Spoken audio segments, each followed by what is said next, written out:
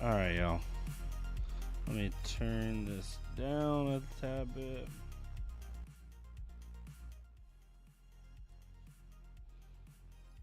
Let's see, like right there. All right, y'all. What's up? Yo, yo, yo. How's everyone doing?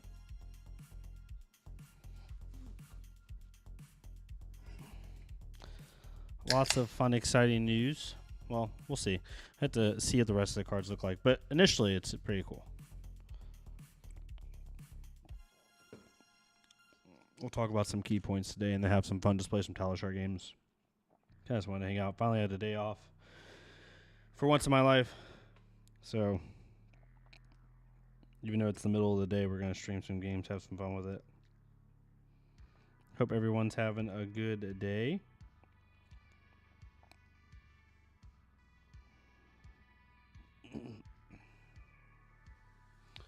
We have a Armory tonight. I'm probably going to play Ira, I think. I want to play Katsu, but Katsu, as much as I love the deck to death, it is so bad. It's so bad. And anything not Gravy Bones, it's just complete trash. And I hate saying that out loud. It really sucks. But it's just kind of how it is. Just kind of how it is, sadly. But yeah, we'll talk about some of the cards. I put out a video on it, but I wanted to kind of go over at least some of the comments I've been seeing, and not in a bad way, but I think some people are looking at this Armory deck wrong. Or with the wrong, like, setting. I don't know how better to explain it. What's up, Moog? What's up, my man? How you been, dude? How was Grand Archive last night? I wanted to come, but had some family stuff pop up. Nothing too crazy, but just kind of had to be home. Some stuff with Reagan and stuff. We're all good, though. I hate that I couldn't come last night. I wanted to come play Grand Archive really bad because I got pretty much. I just ordered my Sadies and my backup charger finally, so I'll pretty much have a fully built Tristan deck for once. But yeah, I think some people are like looking at. I'm still coughing a month later. It's crazy. This deck a little bit wrong, and I want to kind of talk about that. What's up, Chris? How you doing, my friend? Yo, yo.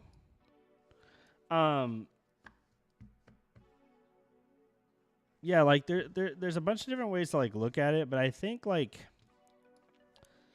the main thing I want to bring up before we like look at lists or talk about the cards or anything like that is I think people are trying to look at this Armory deck. Oh, are you still on Jin, Moog? I'm assuming you haven't swapped at all. I think a lot of people are looking at this Armory deck and trying to compare it to current Kodachi builds and say like, okay, is it better than current Kodachis? If it's not, then I don't care. And you know, at the end of the day, if you're like strictly competitive, short-term competitive focused, I'm not going to blame you for that. But I think that people are like looking at just the premise of like what the purpose of this deck is for on like multiple levels. Like, one, Ira is like the ultimate, or one of the ultimate, right? Depending on like your opinion. But technically, from precedent standpoint, the ultimate learn to play hero in Flesh and Blood, right? Like there is no doubt about it. That's what she is. Like she is the Ira welcome decks are what people learn the game on, right? There's a certain level of precedent with who she is as a hero in the game. And because of that, I think that like, how do I put this? They're trying to bring her into the Armory deck level and trying to bridge that gap, right, from this learn to play hero, similar to how they did with Aurora, but not quite as like heavily marketed, right? Where they're trying to bring someone that some people kind of notice as like the first ever hero they learned the game on. It's like, okay, well, here's a competitively, not like highly competitive version, because we got to remember this is still an Armory deck, but a competitively acceptable deck, right?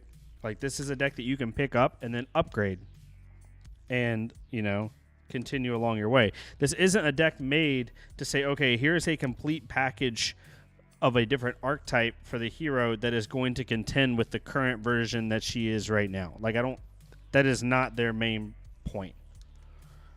The new Ira deck, I'll probably still run Gadachi's Mask of Momentum or Links. Hey, if that's what you want to do, that makes sense.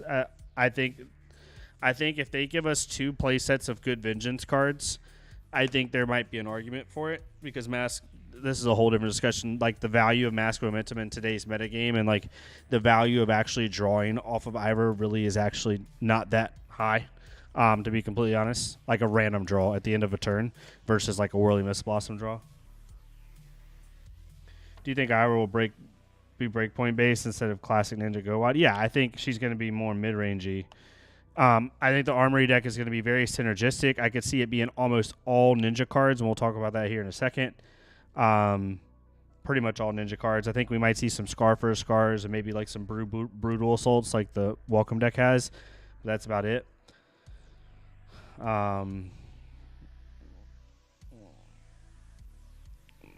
Mess with my actual paper Ira deck right now, making sure it's all good for the Armory. Yeah, so they're trying to introduce her into the competitive sphere with her own theme and identity, right? Not just making her a generic mid-range soup deck. I think that's a really big deal for them, and actually give her like an upgrade pack. And that's the other thing about this whole thing is like every Armory deck for the most part has an upgrade path, right? Where it's meant to give you a baseline competitive deck that is acceptable to take to an Armory and like not hate yourself. Hopefully, not every Armory deck's been like that, but that's their goal at least most of the time. And then you upgrade within your class and within your archetype. Like upgrades, like can just be generic cards, but I think for Ira specifically, I think this is just my take. I don't have like, how do I put this? I don't have like facts to back this up, right? This is just my assumption. But I'm pretty sure we're going to get a decent amount of Vengeance support in this deck. I could see us having Enact Vengeance. I think we're going to have a common play set of Vengeance cards that either have natural go again as a 2-block, or they're going to be like at red, probably a 0 for 3, 0 for 4 3-block that doesn't have go again, but when you combo it with Edge of Autumn or a Vengeance card, it gets +1 go again. Like, I would love to see that, or just go again in general. And then we'll probably get one more play set of Vengeance cards. But I think we're going to get, personally, I think we're going to get like more upgrades to this deck as time goes on, because they're going to want to give people an upgrade path that actually is synergistic with what the deck is trying to do. Or I could be wrong. They could just be, their upgrade path could be, buy Sensors, Command and Conquers, and stuff like that. It really depends, right, on what's going on with that. Oh, Lord.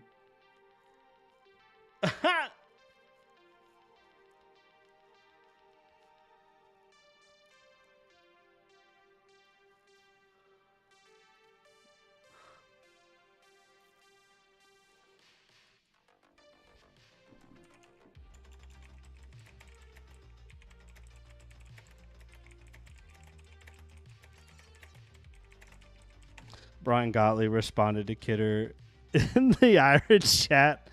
That's hilarious.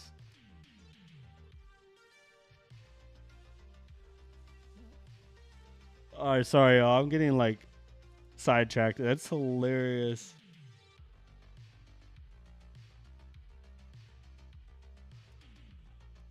Quickly, we summon Brian, harass him with questions. That's awesome.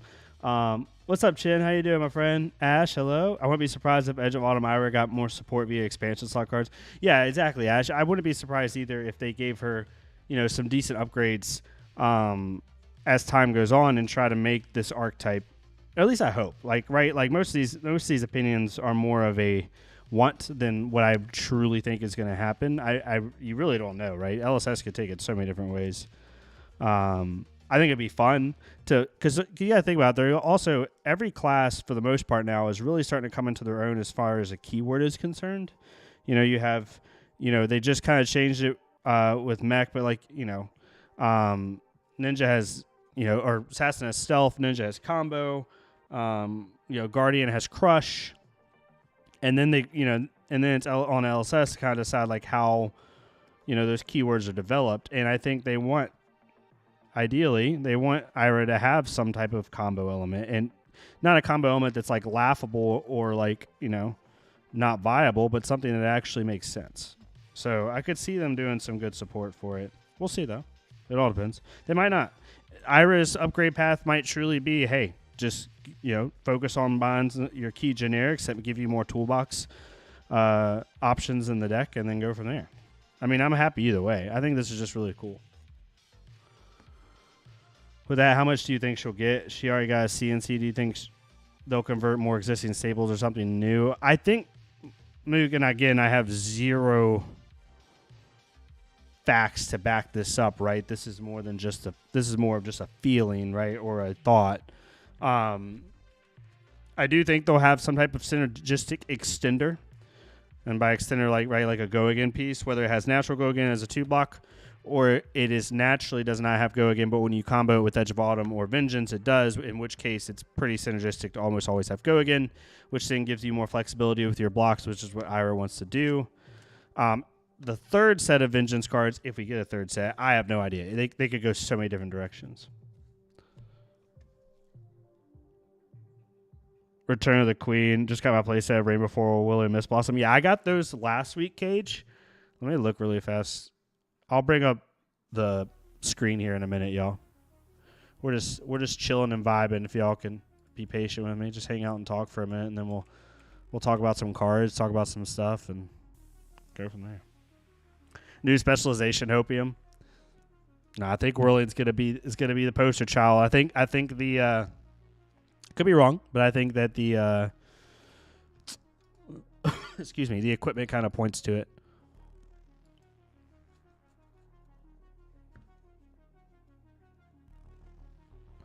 Yeah, I got my Whirly Mist Blossoms for 59 cents a piece. How much are they now?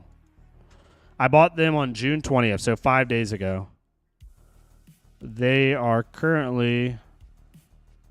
Oh, they're still only 50 cents. They're still cheap. That's good. That's great. You can get first edition Rainbow 4 for $8. Holy crap.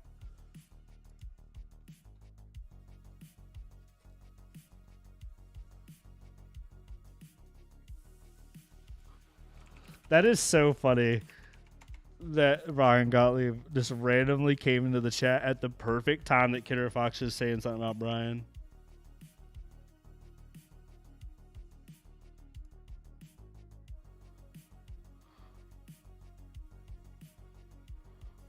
That's so funny. Sorry, y'all, I'm getting totally distracted. That is threw for a loop. 25. Okay, gotcha. All right, so let's go ahead and pull this up. Give me 1 second to make sure that I pull up the right thing here. And again, please, y'all, do not... I mean, y'all... Actually, I can't tell you what to do. Y'all do what you want. But, like, this is all for fun, right? Like, it's not me sitting here saying, like, I know the way that this should be done. Yeah... Have anything here crazy? No, that's fine. Let me professional YouTube here for a second, y'all, and make this to where it's easier and more compact so y'all can see it better. We're doing this all on the fly because you know me. I did so much editing and like all that stuff and content stuff for my last profession, and I'm tired of it. I don't want to do it anymore. So all my stuff is so scoffed half time, so I apologize. I'm more of a discussion-based dude now. Brian be lurking. That was awesome. That was hilarious. More Kidder Fox has to have a hit out of that.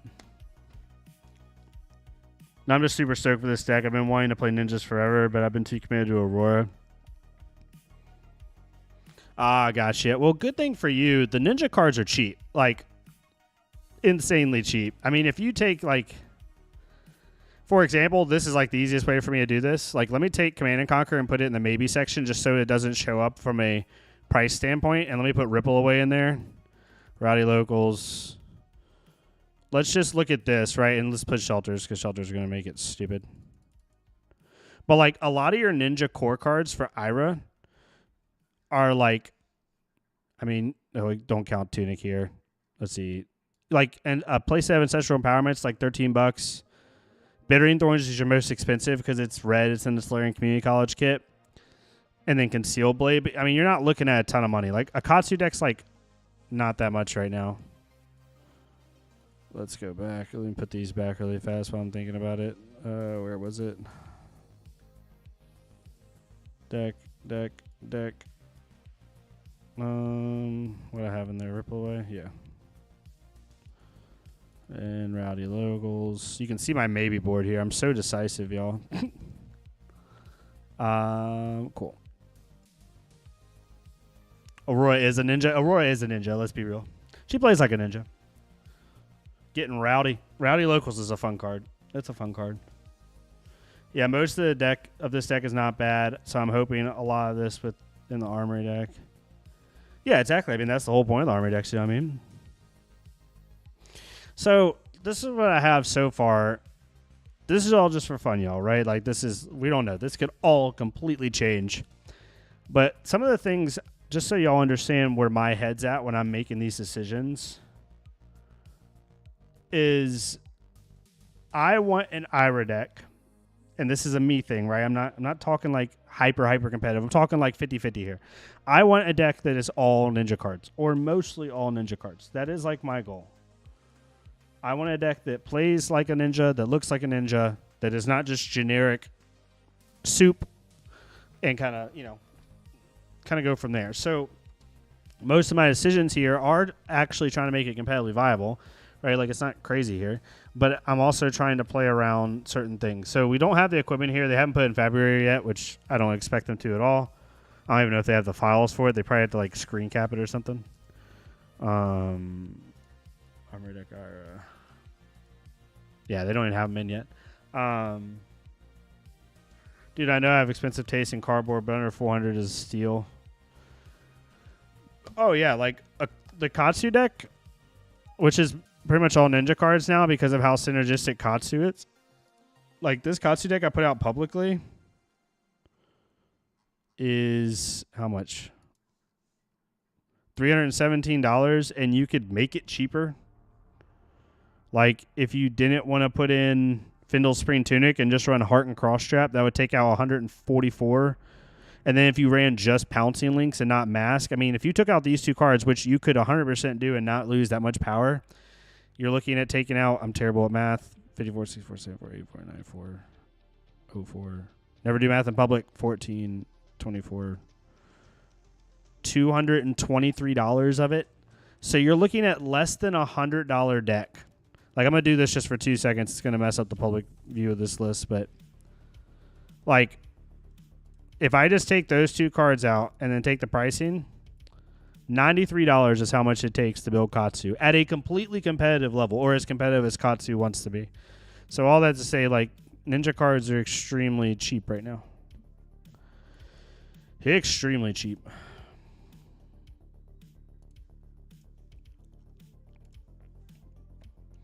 I just had a cool for Vengeance 0 for 3 a combo. Yeah, that's what Trent, you're reading my mind, Trent. Look, Trent, this is what I put out. I put it on Twitter. Here, let me grab it over here. I just put that card out, Trent, on Twitter. Open a new tab. Monk. See? I put this to generic Ira ones. But I was saying, like, this would be I can understand them making this base 3 power because they don't want it to be too high, but I think that this would be a great card for Ira because it's basically like Ira's Rising Knee Thrust in a way. It's a 0 for 4, no go again, 3 block, that if it's comboed, it gets +1. So if you play this on Chainlink 2, it'd be a 0 for 5 go again, which sounds like a lot, but it's really not in comparison to cards like Cut Through and cards like, this is basically Ira's Cut Through, essentially. I think that this would be a fine addition. Yeah, exactly. But imagine having a turn drawing 2 off Blossom and drawing 1 for Momentum. Oh, no, I've had that happen, Chris, once or twice, especially against faster decks, and you have a reaction to kind of catch them out off guard. You can do it. The thing with Ira is sometimes you'll draw 3 cards, and it's like Bittering Thorns, blue, freaking CNC, and then sometimes you draw 3 cards and it's 3 blues, or 2 blues and a 1 for 4 with no on hit, and it's like, okay, well, I didn't really do much. The best way to track spoilers, Keenan, is go to February. If you know what February is, I'm not trying to assume here, but if you do, if you don't, let me know. Go to the spoilers tab, go to Armory deck, and then they'll have it updated here as more cards are added. We did have 2 of the excuse me, 2 of the new cards. I hate coughing. Added. I can pull them up here. Actually, I can pull them up this way. Let's do this. Bonk. Bonk. So this card's really interesting, right? Now, I won't just redo my video because that's not what we're here to do today. We're here to play some games here in a second. But this card is I think it's pretty good. There's a whole discussion point for how much do we actually value Mask Momentum and Ira. Because it's so funny because I've drawn off Mask Momentum and Ira a lot, right? In the hundreds and hundreds of games I put in on this hero. I can tell you more times than not, what I draw off of Mask does not help me at all. A lot of times I'll draw a blue or at a mid-level thing, excuse me, at a okay scenario, I'll draw a 1 for 5 or something, or a flex clause, but I have nothing floating. So, I just arsenal it, which yes is value, and it does occur over time, sure. But sometimes I'll draw a nasty surprise. Or back when I ran 1 combo blues, I would draw a Rushing River, and it's I don't want to arsenal this at all. This is awful. So you just play it or something, and you basically got little to no value anyway. So the draw aspect, but the question is, does your opponent still respect it? Does it still make them play differently? And if the answer is yes, then there's an argument to say okay, well, it's still worth it. But a lot of the decks just say, okay, I don't care. A lot of the decks either can block it really easily without losing value themselves, like Earth, or there's some decks like Syndra where they're okay, if it's not an on hit, I don't care. Congrats, you drew a card. I'm going to deal 25 to your face. Have a nice day. Yeah, exactly. But Iris of the Blossom is a very interesting card once you start talking about the Mask Momentum value, because if you deem that Mask Momentum is not great value or not as good a value, and we do end up running this blossoming, interesting Blossom combo game plan, the fact that Iris is a reusable effect as long as you have Whirly Mist Blossoms in your deck is pretty good. And you could use this maximum of 3 times before, if you don't see them in your hand first, before blocking for 2. So this allows you to fix bad hands. And how many times has everyone in here who's played Ira more than 20 times drawn a 4 blue hand? I think so, Keenan. That's the other thing. I think we either might get a card that combos with Whirling Mist Blossom. I've been saying that in the Purple Discord. Is I think that we might get a card that cares or supports Whirling Mist Blossom in some way. Now, if we don't, I wouldn't be surprised. It's not like I'm going to be upset about it. But I could see it. Yeah, it doesn't destroy itself. Repeatable effect. And it blocks 2. Pretty good.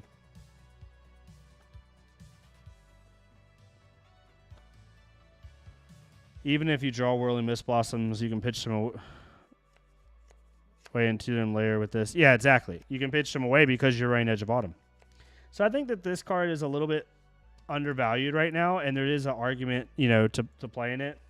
The other one, this is the one I'm excited about. Okana Scar Wraps, attack reaction, you tap it, banish Edge of Autumn you control. Target attack action card gets +1. And then whenever a card with Vengeance hits, you may equip Edge of Autumn back. So against faster decks, this is probably just reoccurring value. Against slower decks, this is essentially a Breaking Skills that blocks 2. At the end of the game where Autumn might not be as useful, or maybe the cards you have left in deck don't render to use Autumn's value. You just use this to get +1 on something, like an on hit. Or use it to block 2, and then use it to block 2. So you get 3 value out of it, right? So I think people are undervaluing this even a little bit. We'll see. I'm excited to at least try it. I can tell you right now, I've played an Edge of Autumn list just for fun on Talishar, and granted, Talishar is not end all be all in terms of metrics, I know. But I haven't felt that big of a power difference, funny enough. The biggest changes, right, that we lose. This is my normal list, right? The biggest changes we lose is dual threat. Dual threat, unless you have this Christmas freaking line, which could happen, but it's not consistent enough, at least right now, of doing like Edge of Autumn, into a Vengeance card. You banish Edge of Autumn with the Vengeance card. Because there will be some interesting lines. I just thought about that, like as I'm saying it out loud. That's hilarious.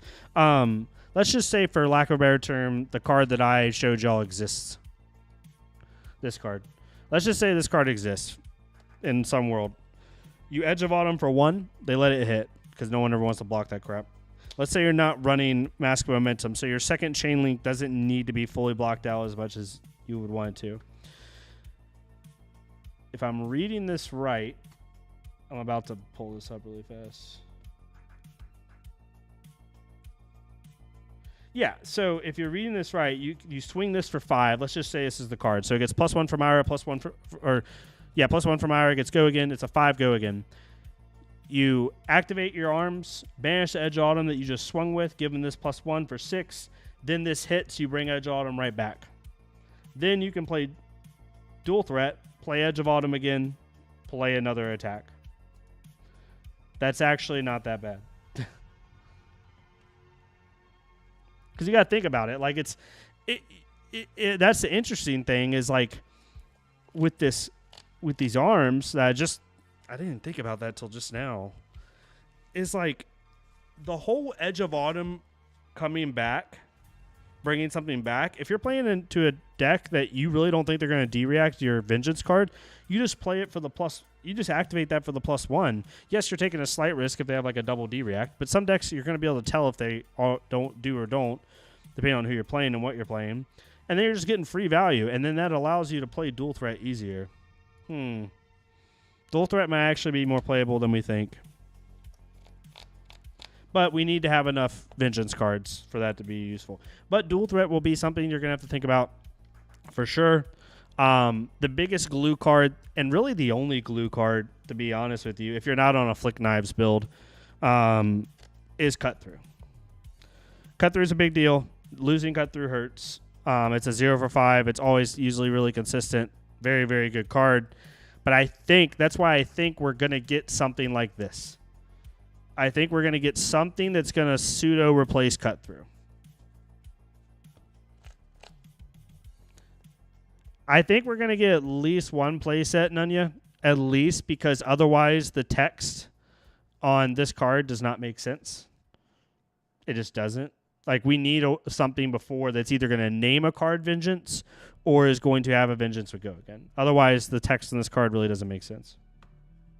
Because popping Breeze Rider Boost to play 2 of these, like, although okay, that's cool, it's not consistent enough to make sense.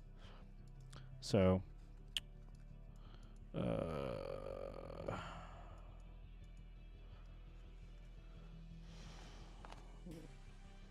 oh, what's up, AJ? I don't think we've ever met in person, Andrew. We need to have like a Bottle Breakers meetup again. We had one in Richmond like a couple months ago, but not everybody was there, obviously, and we hadn't expanded the group. And at the end of the day, dual threat. I mean, if you if you Edge of Autumn for 1 into like a CNC for 9 or 10, like pretty good. Or heck, even if you just Edge of Autumn for 1, Bittering Thorns for 8 into a CNC for then maybe 6 or 7. Like, you think about it, that's a 4 card off of a blue and Tunic. That's a 4 card. If they let's just say they let Bittering hit, for lack of a better term, that's a 4 card 16. It's not bad. So dual threat is still good even with the +3. Yeah, this is where I'm at right now. Like, again, this is all uber grain of salt.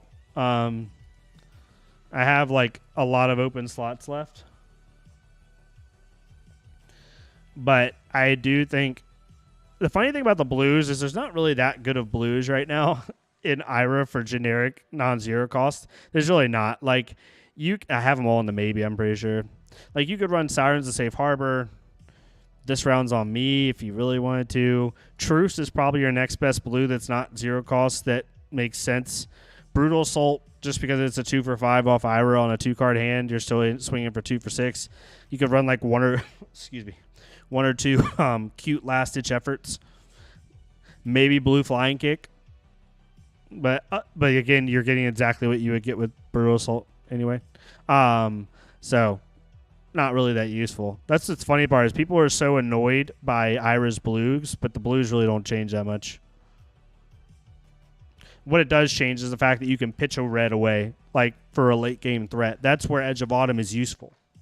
Edge of Autumn isn't useful because of the blues we get to use. It's useful because of being able to pitch this stuff away in like a long game and keep threats in deck.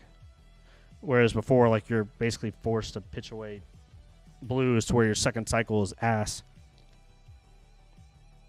This also, let me pull this back up. One more thing. This also is a way to shuffle your deck. So if you have a lot of blues in a row because of second cycle, this shuffles your deck, which isn't bad.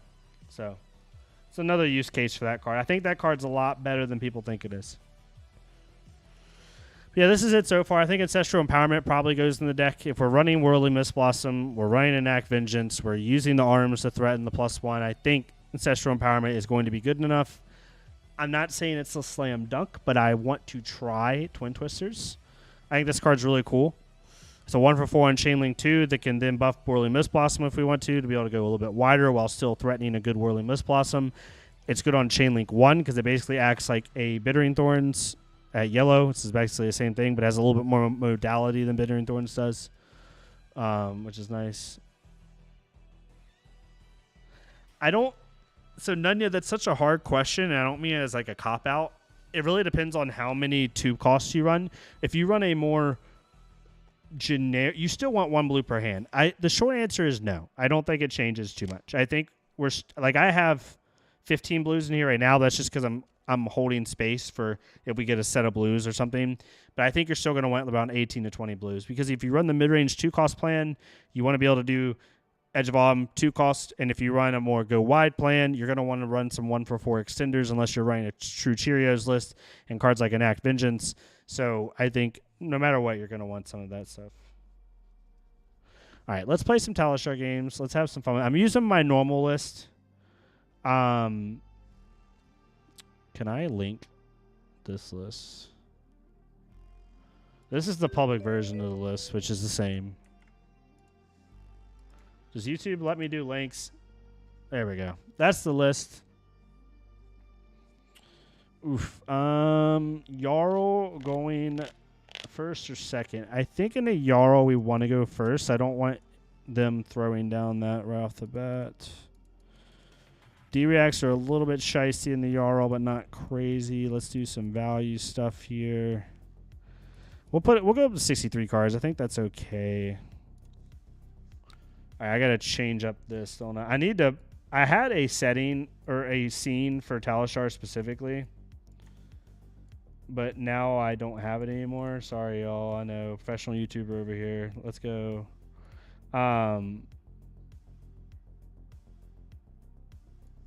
I used to have a Talishar like scene. I'll fix it here in a second, y'all. I apologize. But I don't have it anymore. Oh, this is a hand where I definitely want to just do this. It kind of defeats the point of what going second does, but I don't want them to filter, and that's a really good hand to apply pressure with.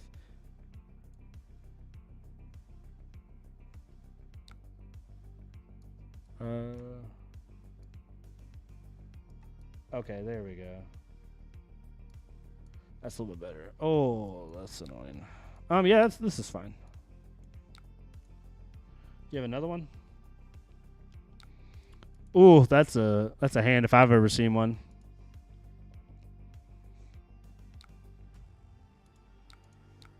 Depending on how he blocks here, I may add an incentive of why do you gotta be weird? Who blocks like that? It's such a weird thing to block with. What are we doing? Okay. They're trying to hold a hand. He must have an Oakenhold or something. Well, I didn't expect this.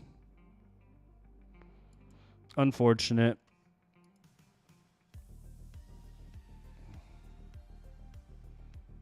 Must be really trying to hold some cards.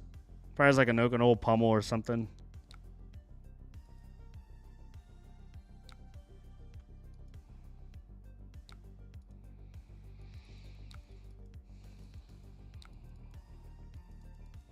Very interesting. That could have been a good turn, but I didn't expect them to use their legs like that. But hey, use what you want, I guess. Oh, this hand sucks. Opposing Visage, probably going to go get frozen to death. Oh, crumble. What are you putting it on? Mask? I mean, that... I never really care about that in the U. We'll do this. We'll get rid of the sink. If they keep using Stalagmite early, this is... We're okay with this. You just let me filter. I guess they're trying to get their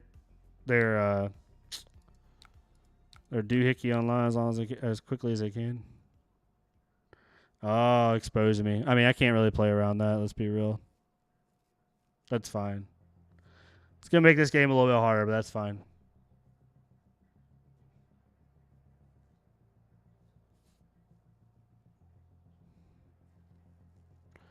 That's the thing is they can't kill. Well, they can kill Mask if they confuse both.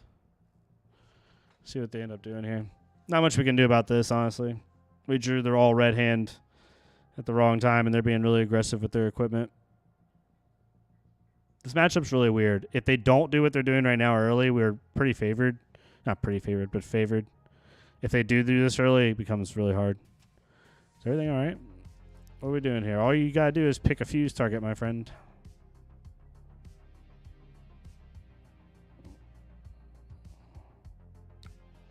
Gotcha. Nah. You got me. Good job. There's 7. Man, they're just using all of their armor. Okay, that's fine. You better hope you can kill me. You're giving me all this value for the late game. I run enough blues to deal with your frostbites.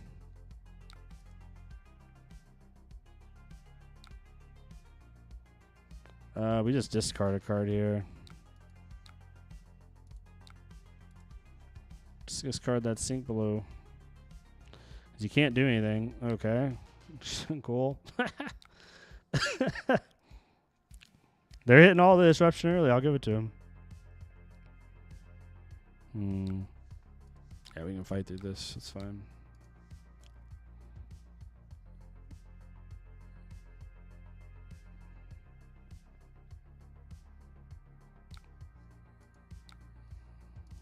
Nah.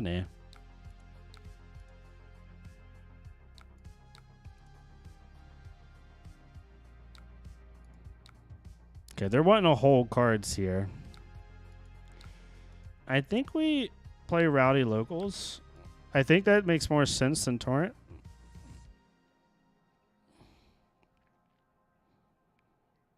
Unless they give me like a pummel, then they have to discard a card. Okay, that's fine. I mean, Arsenal Torrent. Either way, we took a card from their hand. Playing Torrent gives us no Arsenal, and doesn't really take a card from their hand if they don't want to. I mean, they would have played the same D-React anyway there, probably. That's my guess. All right. Tunic is better, definitely, in the Jarl, for sure, but I don't have Tunic in my list anymore. I've literally just gone to Blood Spattered Vest. I don't think having a sideboard Tunic is useful enough. Okay. So they got dominate on this, right? Okay. They pitched away a pummel. They're running yellow pummels. Got it. Actually, I'll boggle the blue. I'd rather play if they're running that many pummels.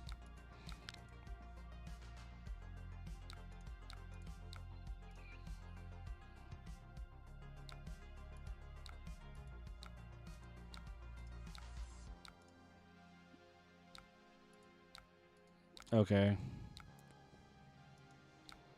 Let's do this. You're force 2 cards out, which kind of does the same thing as seeing a pummel from Sound the Alarm. My guess is they don't give me 2 cards. I could be wrong, though. Oh, no, they're going to give me a D-React. Okay, that's their last red, I think. Oh, no, they have one more. 1, 2... Okay. Yeah, it's their last red. So they have no more red rebounds. That hurt a little bit, though. That's all right. Jeez. This is a full... No, I don't want to pay 3. Yeah. Okay.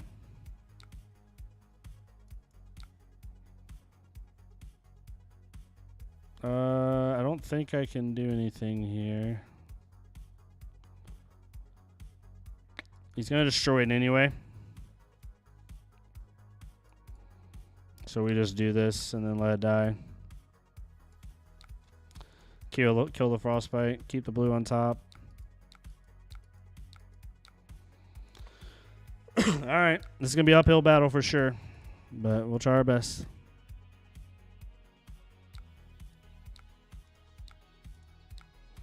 I keep blood spattered vest on. Just yeah, I'll turn it off. It's fine.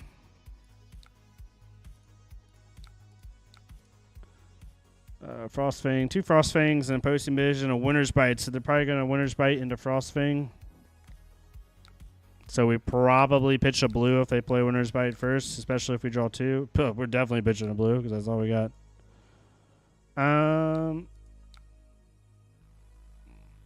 Yeah.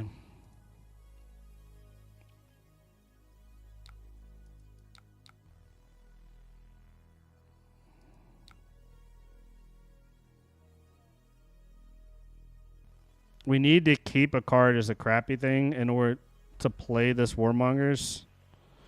Warmongers into them's not amazing. F me. I'm sorry, opponent. I apologize. Are you declining my undo?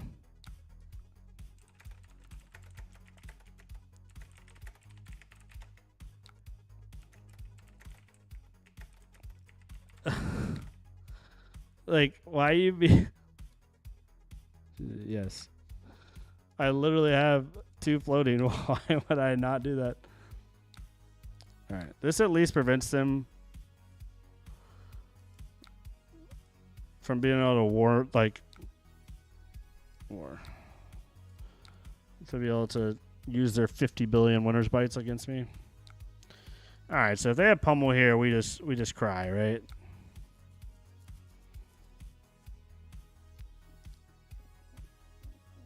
Yeah, let's just do this. And if they pummel us, then we get rid of the rally locals. Yeah, it's fine. Or we pay for the rally locals. How we want to do this? I guess, yeah, we keep the dual threat in our deck. Yeah. That's fine. Even with all this disruption and literally going absolutely perfect for them, we're still up 2 life. Other than like a pummeled Oakenold, we can't ask for much better than what we've had. Or they can't ask for much better. Bruh. I'm just going to pay 3 and stack some threats in deck.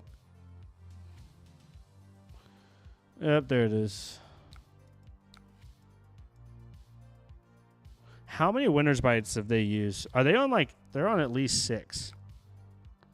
They've used 3 reds and a blue. Oh, sorry. 2 reds, a blue. 3 and 2. Okay, so they have like 1 left.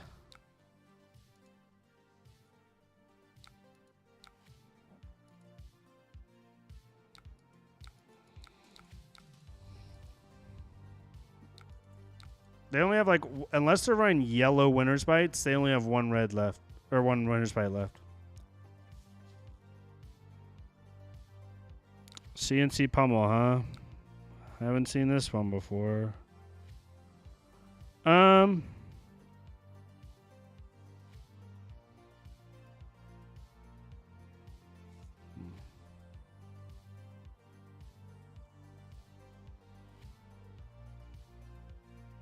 Let's block with 1 card. This allows us, if we get pummeled.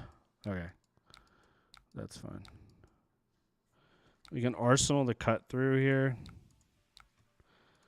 We can name Oakenold. Now, if they have a crumble, it doesn't matter. If they don't block this at all, I think we name Pummel.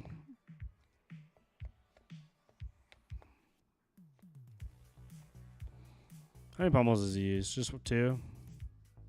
Yeah. Okay. Gave up an Oakenold and a Pummel. That is scary as shit. Those are really 2 very good cards to give up.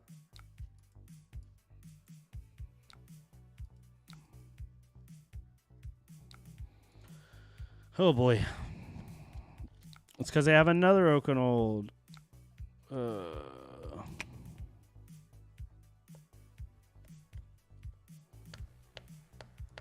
We already are naked anyway, so this doesn't really matter. Let's just try to get some value here. It's not going to be amazing, but it is what it is. You go here. We don't get blown out by Blizzard, so that's fine. Definitely need to keep this blue in hand, though. Turn this on.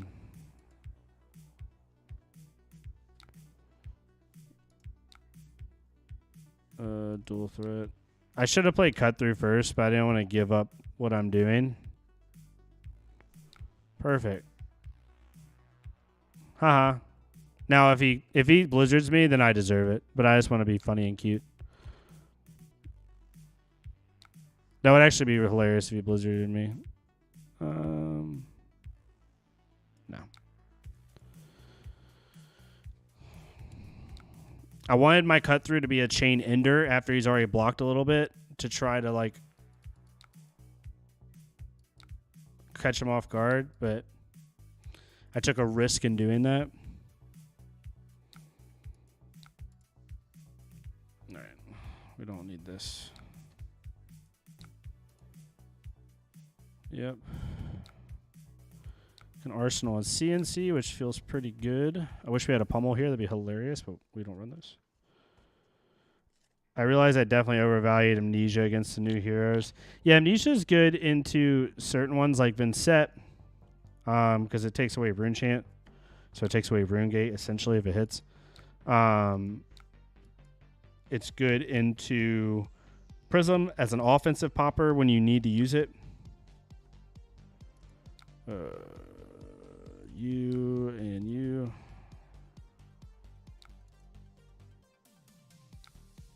We'll get rid of the 2 block.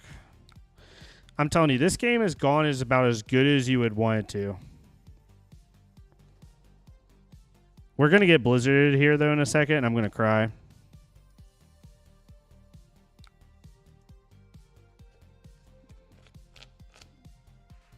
Yeah, it's good in a Prism, good in a Vincent. Yeah, the Sea Legs discard, like, I'm not hating on anybody that wants to try it. Like, at the end of the day, if it's fun for you, it's fun for you. But, like, when do we really need that? You know what I mean? How much is this going to cost? Lol.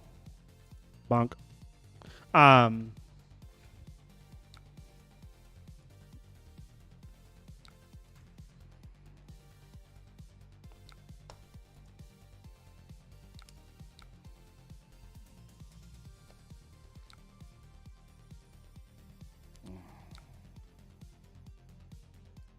Have we seen a red pummel? I'm just going to name pummel. Because pummel is what makes us cry here, not a regular attack. Yeah, it doesn't win games. That's the issue. Oof. Oof. That's a good one. So our next action is going to cost us 3 more to play.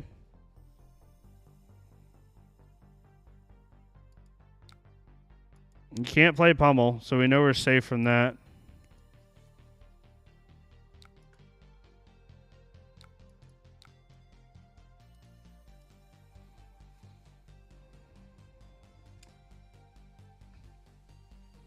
He's probably going to be able to keep this channel around one more turn, I'm assuming. Okay.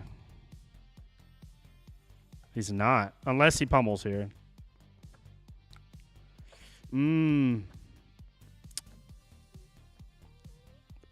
How risky are we willing to get? Because if he pummels here... You know what? I'm going to take the risk. Yeah, that's fine. Oh, that's cute. Okay, we'll just change stuff, you know, because that's what we do. Whatever. Can't keep it though. There's CNC. Have a nice day. Are there any other cards legal in IRA that benefit when discarded, like Sea Legs or Beast Within? No. Nope. Maybe we'll get a card that cares about Whirling Mist Blossom being engraved. That'd be kind of cool. Felling the Crown Channel. Those are such good cards to give up. Okay. Oh no, I lost go again. Let me just threaten to turn off ice with that doesn't need go again. Man, all that equipment would be really useful right now. Instead of having to give me all your cards. Yeah, all of their power cards. Yeah. Now we have tempo. Now we have tempo, ladies and gentlemen. Unless we get randomly blizzarded here, we're in a good spot. Okay. Oh, and you have a pummel? Heck yeah. Are you just dying here? Are you just taking the L? Yeah. Oh, you had pummel. I did name the right card. I named pummel and they had a pummel in Arsenal. Eat it. Yeah. They got too greedy at the beginning of that game. And then we just started outvaluing the shit out of them at the second half of the game. Like, their value the first half was good, but they got super greedy. The second half, like, look at their values per turn. It's awful.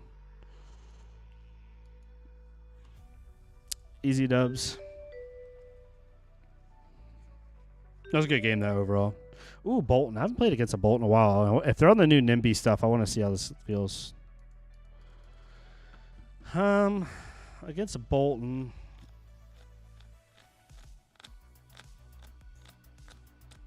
Probably take the tempo. And probably humble. Aw, I want to play against Bolton. Boo. Ooh, Prism. Even more fun. Let's put all the poppers in our deck. Buck.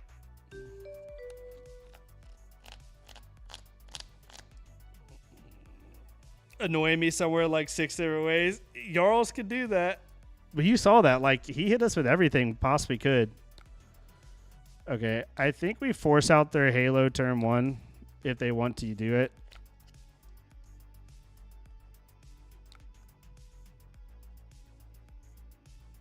Okay. Ooh.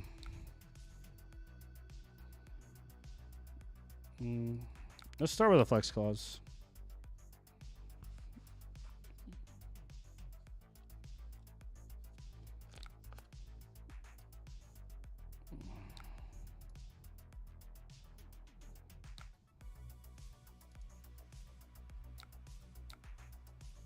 You need to get Blanche. I didn't realize how much it shuts off. Oh, yeah. Blanche is very good right now. Very good. Do we keep the cut through? Because this turns off light, right? I don't think they're going to block this. In which case, we just get free value. Yep. They must have a good turn. And we get Arsenal. I'm scared at whatever the heck they're about to throw at me.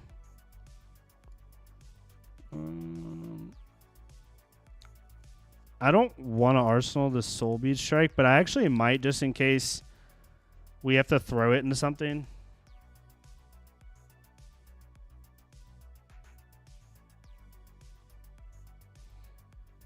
Giving up an Erudition. I hope I draw into Blanche here and they don't have a Celestial Reprimand and they throw Erudition with a Wrath in their hand or something. Okay. So they literally can't Halo me. Womp womp. I don't know if taking all that damage was worth it. If this is a Wrath, maybe they were just trying to blow me out with Erudition, but like, I don't think that's worth it personally. I have a stupid Soul Beach Strike stuck in my deck now. It's like in my arsenal. But it's Prism, so I really don't care.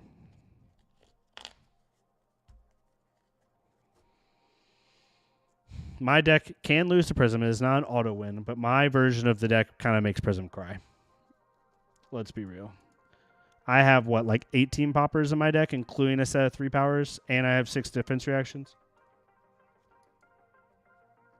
Yeah, I have 3, 6, 9, 12, 15, 3, 6, 9, 12, 15, 6 powers in my deck, and 3 of them are 7 powers, a 7 power, and then I have 6 defense reactions. Did they quit? What are we doing here?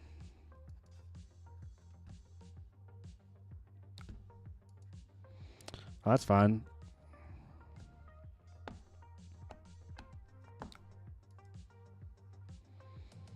Joke's on you. I did not need Mask Momentum this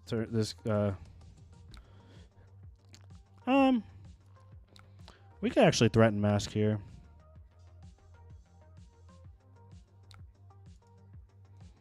It's going to be a really funny threaten because no.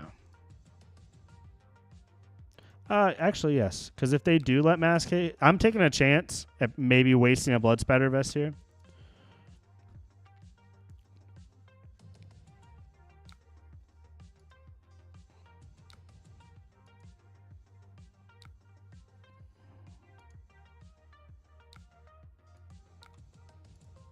But forcing him to give me a card here in exchange for 1 counter on my Blood Spatter is pretty funny. Yep, there it goes.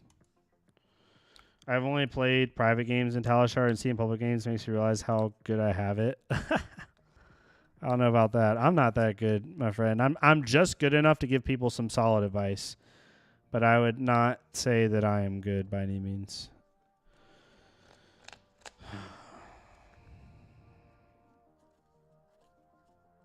We could use Shuko here, which I think we do. I think we do this. And we threaten a good dual threat turn.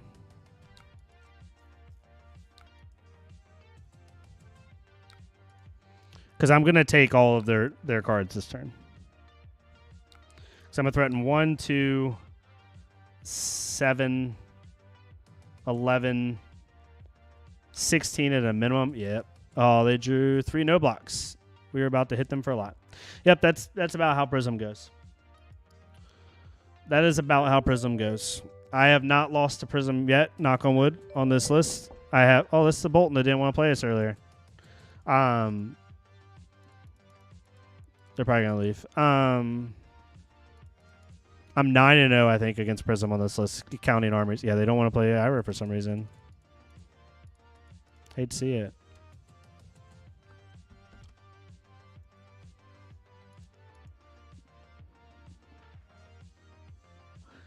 I have a decent amount. There's players that just have like such crazy big brains on terms of value proposition and all sort of stuff. I'm pretty good on certain heroes. Oh, this matchup is awful. Y'all are about to see me lose, but we're gonna give it our best shot. I think we have to go second here. Oh, it's Trent. What's up, Trent? Oh, Trent's gonna smoke me. We want to be as aggressive as possible. Wait, what do I have for Verdance right now? Into Earth, I mean. Yeah, that makes sense. Maybe we run the daggers over Sound the Alarm. Sound the Alarm might not be good enough into them. This matchup's going to be rough, y'all, but we're going to give it our best shot.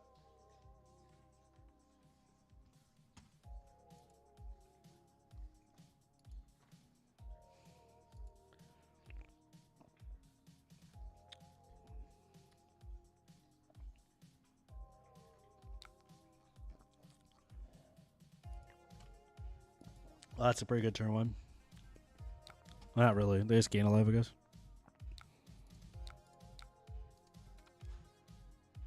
All right, Trent, what we got? What we got for me, Trent? We do not have our best in this matchup. Makes sense to me. I think we pitch away the two. It sucks to have these two beside each other, but I don't want an Arsenal one. Okay. Just graveyard filling away, I guess. I've gotten to these weird games against Verdance where they do this. Not every time, but like they can't set up the combo quick enough. I think we take this.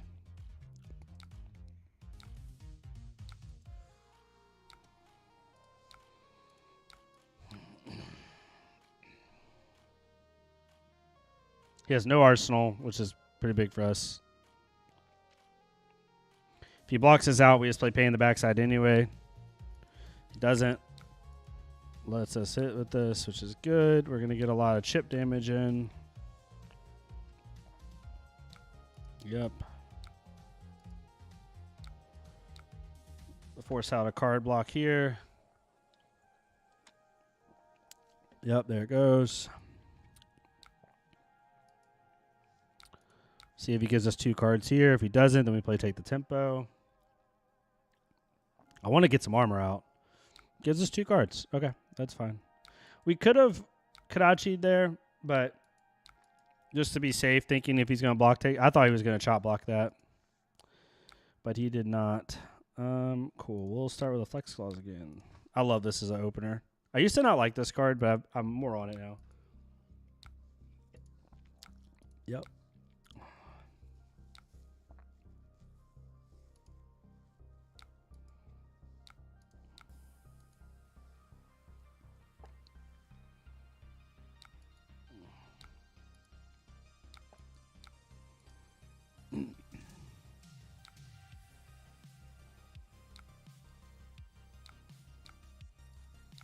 I'm going to pitch away the Sirens. Might need that later.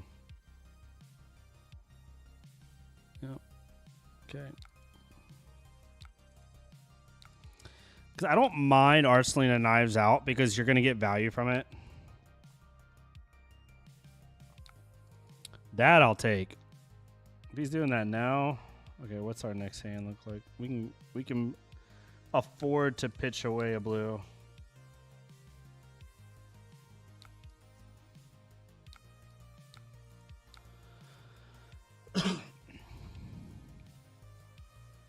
What you got? You got a shelter for me?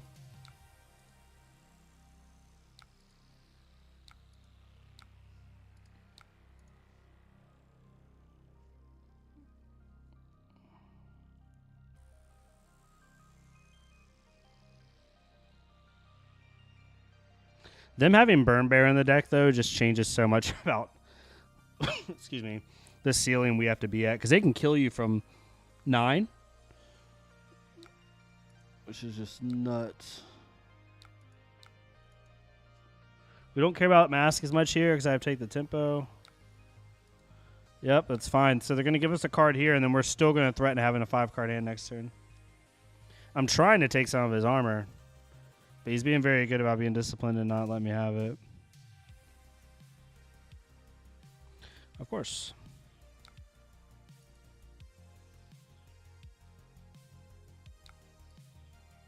No problem, Trent. You're good, my friend.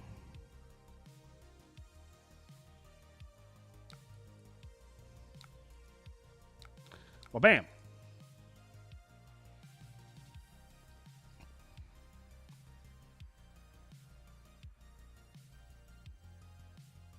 Come on, give me some of that armor, Trent. You know you want to.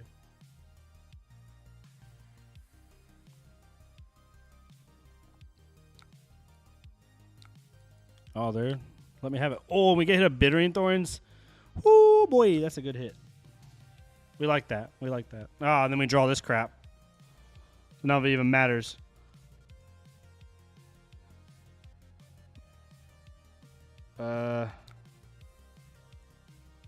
What's our hand even look like?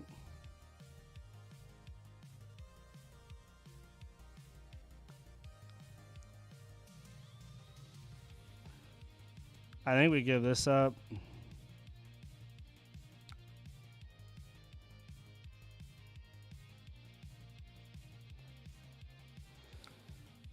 You know, it could have been worse.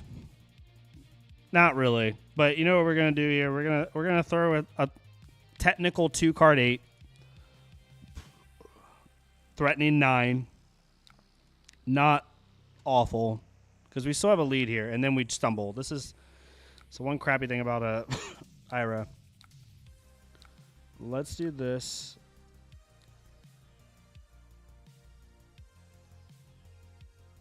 Two-card 10 technically is what we're threatening here.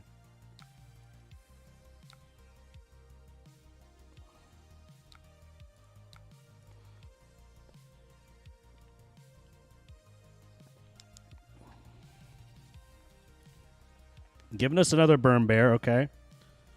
So they only have one Burn Bear left in the deck. I'm assuming they have a Felling here. I'm trying to stay off Arsenal. Ooh. Give them that. This is not a great dual threat turn, but with them being down 10 life, this is either going to demand a lot of armor from them.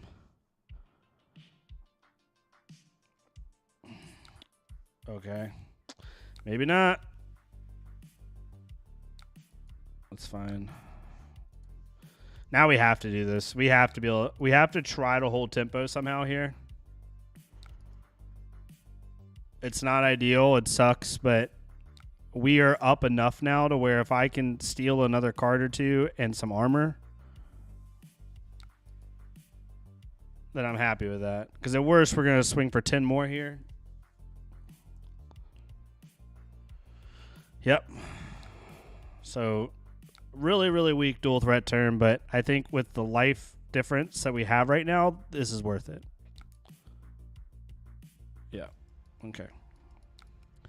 Because we need to keep them at bay. We need to keep this like 10 life lead going into single digits. Okay, so he's off of Arsenal, so CNC doesn't do anything. Just chop block with CNC here. Take 5. And we have a potential 3-card 11 here at the worst. 3-card 12 at the best. Shutting off Earth is a big deal. I'll probably get the Stonewall Gauntlet from them this turn, I'm assuming. Maybe, maybe not.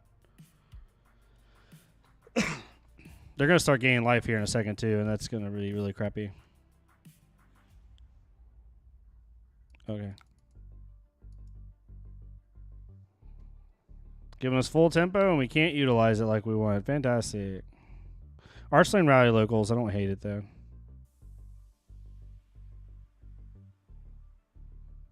That's the funny thing about sheltering at Ira is, yes, it does hurt a little bit, depending if they're trying to like get a cut through out.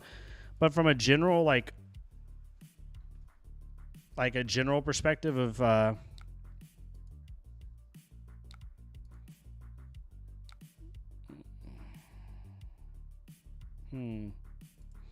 But from a general, like a damage perspective, it really doesn't change anything. Because I can just Kadachi for 2 the next turn, deal a point of damage, still get my cut through off potentially if you don't block it.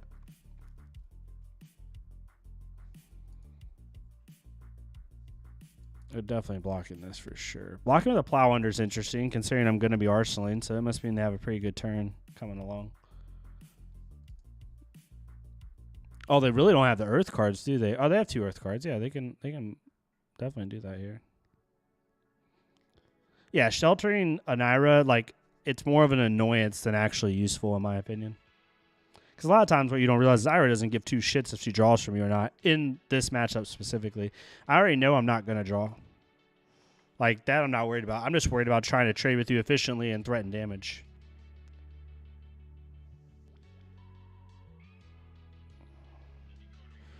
They must have another plow under. There's no reason to block with that card here.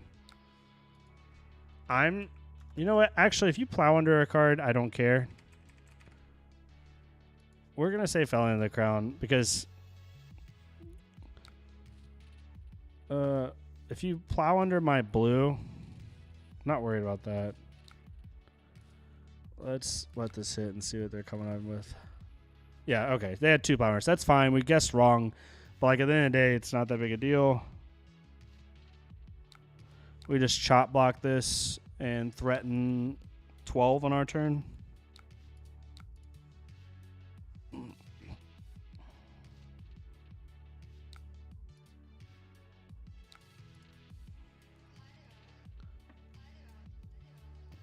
This matchup is still highly unfavored, and it sucks.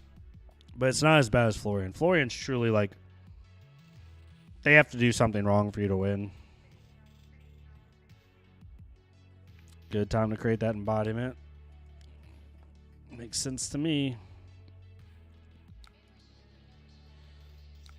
They're not going for the combo against me. That's for sure. They're not going to have time to set up. How many felons have they played? I think they played 1. That's it. Or they might have not played any. Yeah, they haven't played any. So this is definitely a felon, I would think. This is where we use mask if they felon us. Yep. Okay. To block 5 and keep a little bit of life. Get rid of our locals is fine. Now we just start trying to trade life because we need to stay. They still have 1 burn bear left in deck. Yeah, they still have 1 burn bear left in deck, so we need to try like heck to stay above that level, which it might not happen, but we're going to try. Maybe that is interesting. This is just a raw 5 damage. With them having 2 felons left in deck, it's a little crappy. They let this hit, which is a little scary. You must have some life gain.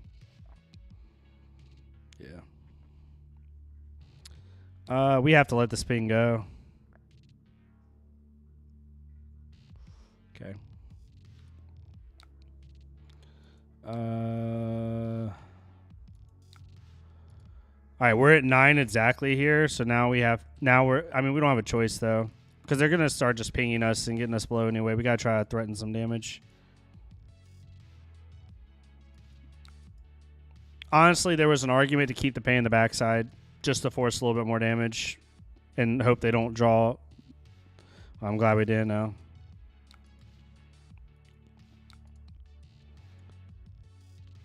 They have to give us a card here.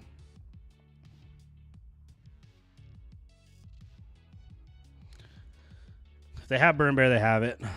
But I don't think they can because Burn Bear takes an entire card to play, plus they got to do Striders. So they have to hold a 4-card hand to Burn Bear, right? Because it costs 4 to play Burn Bear and then 2 to Moon. So you need 6.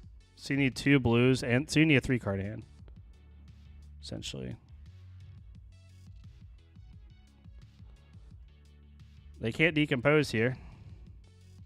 That's hilarious.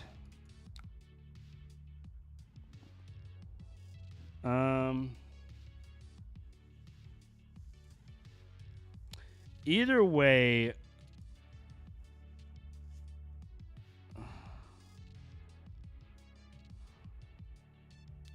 I think they forgot about what a race face does to Felon.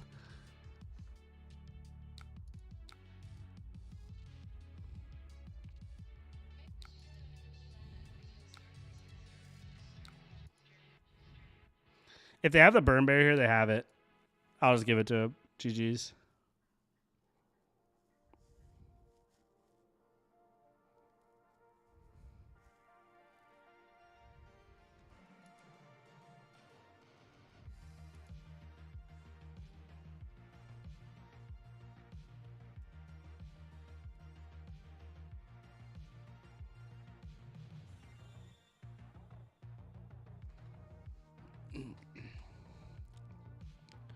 Heartbleed box for 4 here. 5, 6, 7.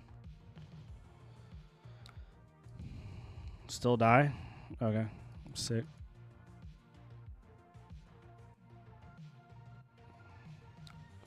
Okay, so we have the blues here to protect us, which is nice. All right, now we're going to start demanding cards. Honestly, they're dead no matter what, so we have... I think playing Sirens here is the play. For sure.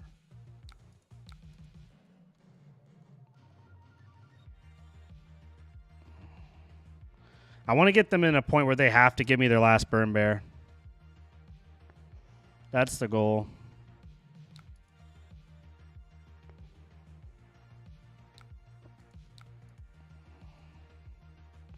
Oof, this is a pretty hand. Oh, that hurts though. I gotta think here. So we have a 2 cost. We need to keep resources to go against the burn bear. So maybe we just don't. So our damage threshold's 11 at 9. Do we just like...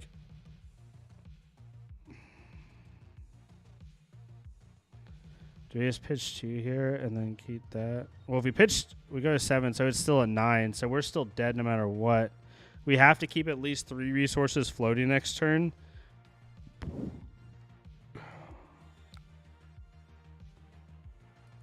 I think we do. I don't know if this is correct, but it's the play I'm making.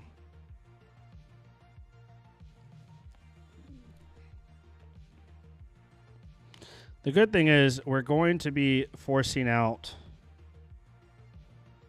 a card on Chainlink 2 no matter what. I think that's interesting. We have to do 0 here.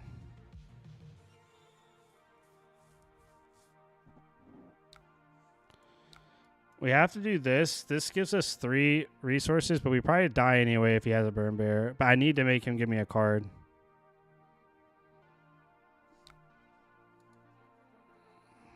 Okay, so now we're safe from that. 1 prevention here. We're safe from dying from a spell. Yep.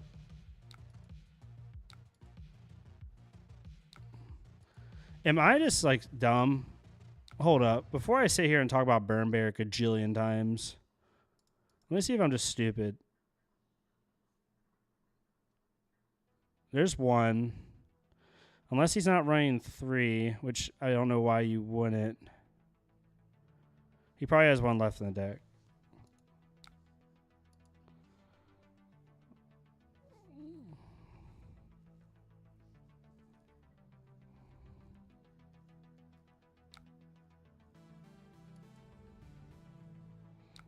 Can we win off of Nip of the Heels? Okay, he has burn bear. Think he kills me here no matter what? Yep, GG's. Oh, I got a little bit too low. A little bit too low.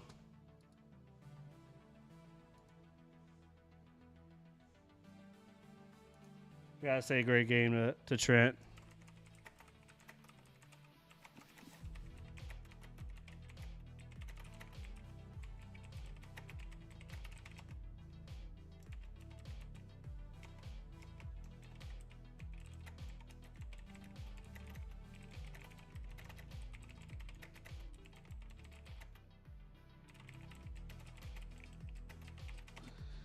The turn where I banished Bittering Thorns and then drew 4 reds lost me the game. If I draw a good hand there and I can then push damage with a 5-card hand on Bittering, I think I win.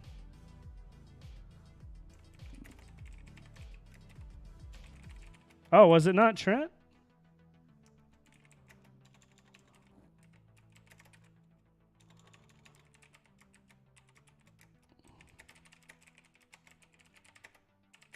Oh, it wasn't Trent. Well, at any rate, it was a good game. Yeah, I think if I don't draw 4 reds on that banished Bittering, I have a chance to get there. Still a great game, though.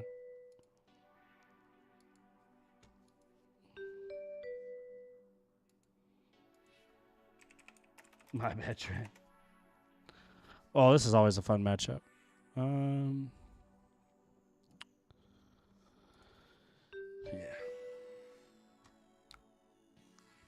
Whoa.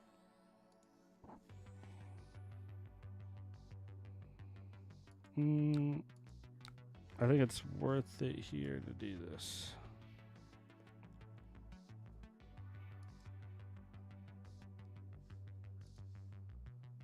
What's up?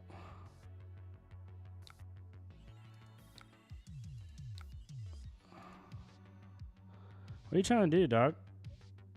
Are you trying to like reverse call or something? I don't know what they're trying to do.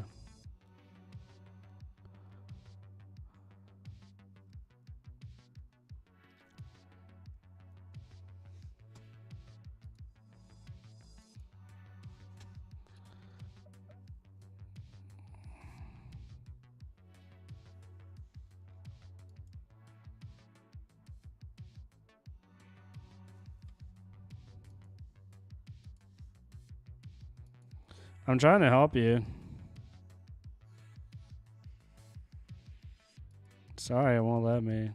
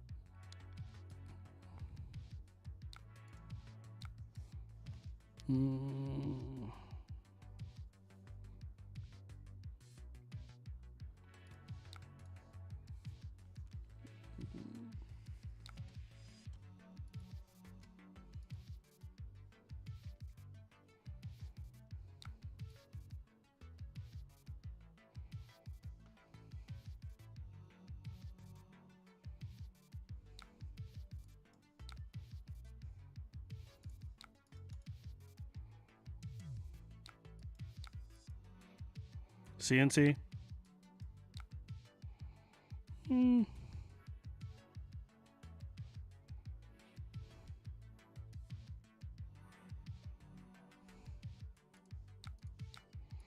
That's fine. Probably respected it a little bit too much, but it's fine. I should have let the second dagger hit and just saw what was on the first dagger or on the first attack, but it's not a big deal.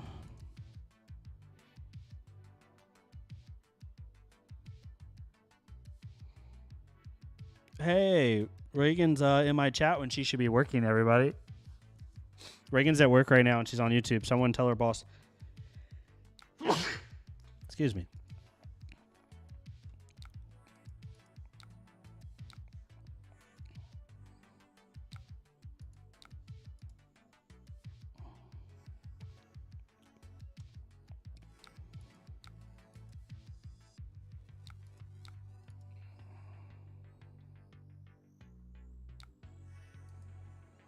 Got D-React for me? Yeah, they're just... That's fine. Panic.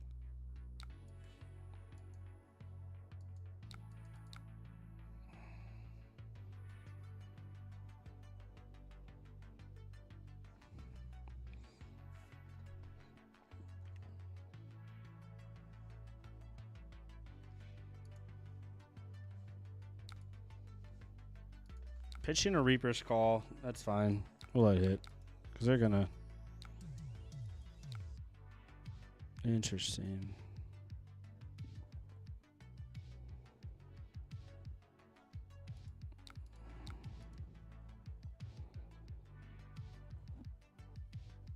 We'll play around one reaction. Funnel web. Very useless one for them right now.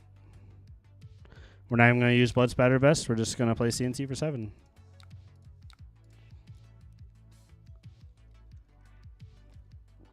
Which this is very likely a reaction.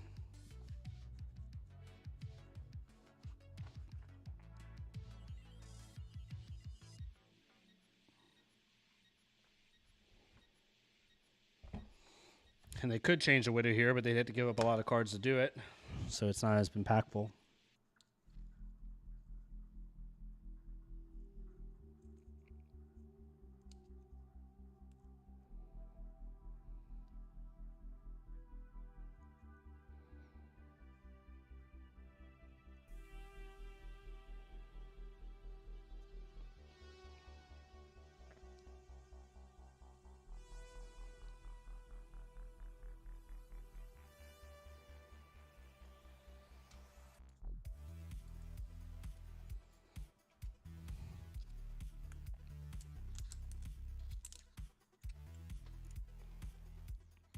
Yes, I have applesauce.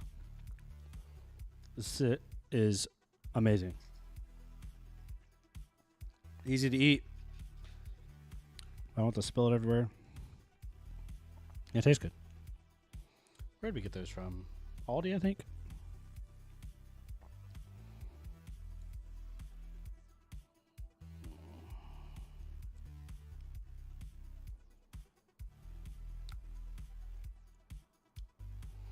Yeah, Rhythm, whenever I'm done with this game, feel free to... Wow, they had 2 CNCs. Feel free to join up when I do it. Ooh, interesting.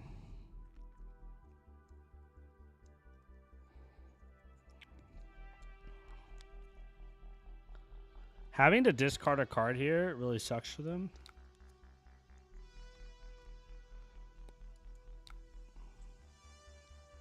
If I'm playing around 9, I would just do this.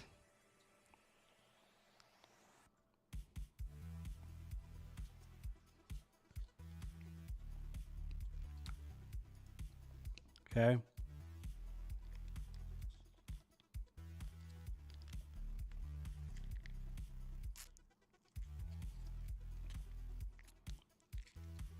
We know this is an attack reaction.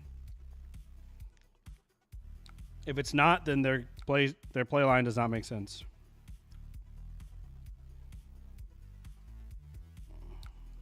Yep, it's an attack reaction. It's a 0 for 3 in some way, shape, or form. I don't know if it's Mantle, Razor's Edge, or what, but the only thing I was worried about right there is if it's what's it called, to the point or whatever. It's freaking the one that's +4 if you're marked to a dagger attack. Specifically for Kiss of Death, that can be a little bit wonky, but you can't really play around that. Honestly, using Shuko on a Widow play is probably my best thing I can use it for anyway. A little early to use it, though. It's kind of crappy, but it is what it is. All right, giving us a stains when we're marked is a little scary. It probably means they only have one good attack.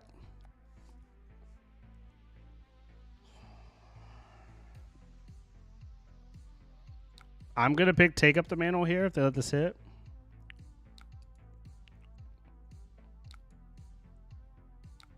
They're seeing a lot of their defensive pieces early. Into Mario, almost always name Take Up the Mantle. That's the card that's going to blow you out the most, especially there. So like people always ask me like, how do I think when I play Censor? Like, you just blocked with the stains of the red back when I'm marked, which means you probably don't have a good go wide turn. Otherwise, why the heck would you block with that card? Then you don't fully block out Censor, which tells me you're just trying to do one big tall attack. So if I Take Up the Mantle, which most time you name Take Up the Mantle anyway, but if you Take Up the Mantle, then everything they're giving you for the most part is face up. Like, you just know it's damage, but you know what the attack is. Yep. Okay. Well, they had kind of a weird hand. Get rid of this. Get rid of this.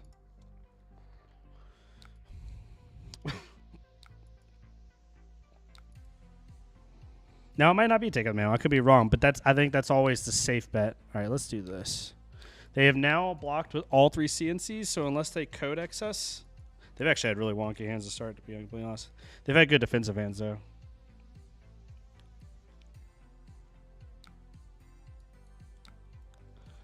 Yes, we risk a counter here to make them give us a card. Actually, no, we don't. We wait, and if they...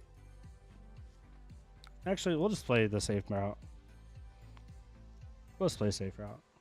There's some merit, depending on the deck you're playing, to potentially wasting a vest counter in order to say like something's coming, because people really don't want to block a 2-power Kodachi when you just gave your a resource, so they know a 2 for 6 is coming, and if it's like a CNC or a humble or something like that, like they don't want to have to give up a card then to give up 2 cards. So, ooh, we have Nasty Surprise. This is perfect. All right. We're not going to be able to block this out no matter what. Like, there is a world where we block this, though. I think we do this just to force them to flick. If they would have pitched a blue here, then I probably don't, because they flick like easy. But with them pitching a red, that tells me that their hand kind of sucks. Like, you're pitching a red, stains the red back when I'm marked. Again, some information there. It tells me that your hand's probably not great. Okay, this sucks for... Okay, that doesn't... I mean, I guess you can give it 7, sure. They got a silver, nice.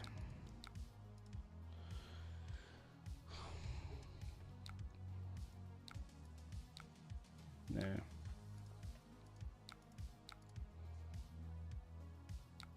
Not going to give me a card. They probably have a D-React. I haven't seen sinks yet. I have seen shelters. I don't know how many D-Reacts they run.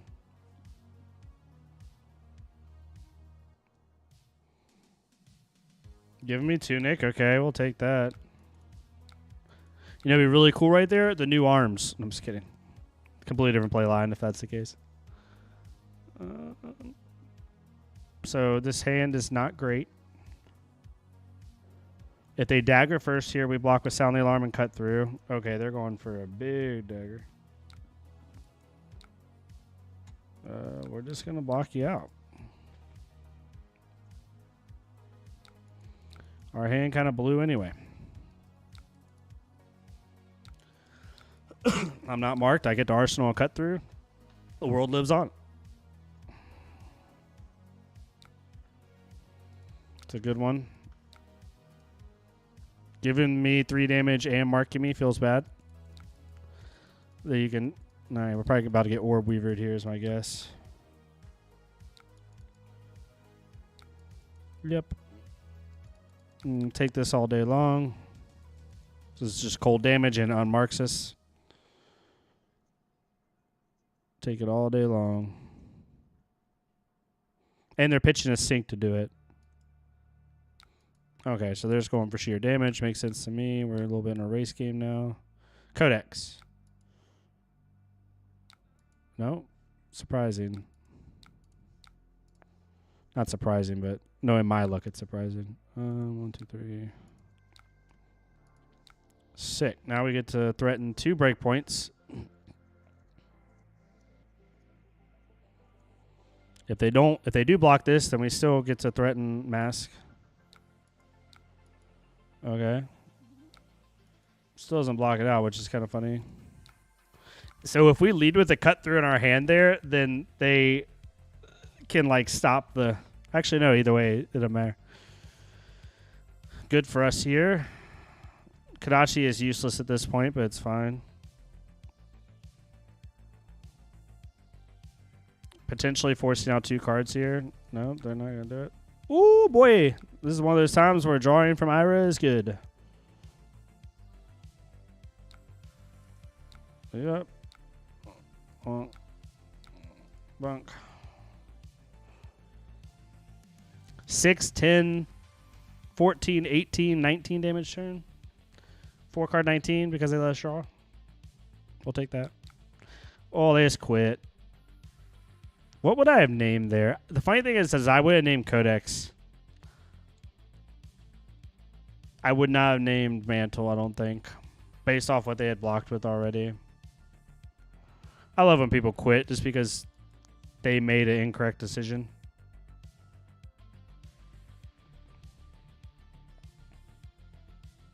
Here, Rhythm, I got you. If you're still there.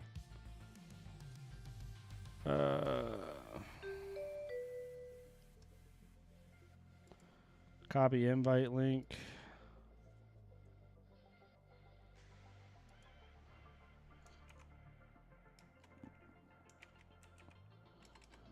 There you go, Rhythm. Just join that, my friend. You'll probably. I'm so bad at the Iremir, so you'll probably kill me here. For real.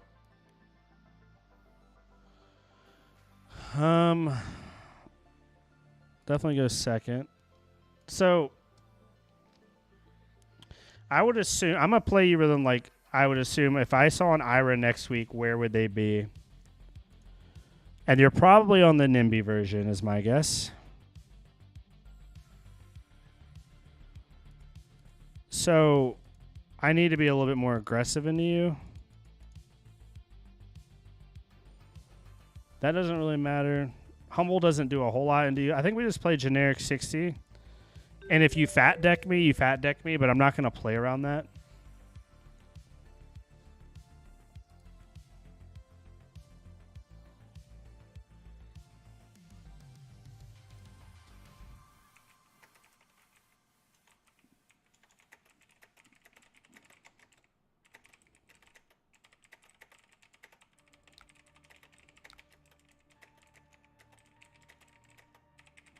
Okay.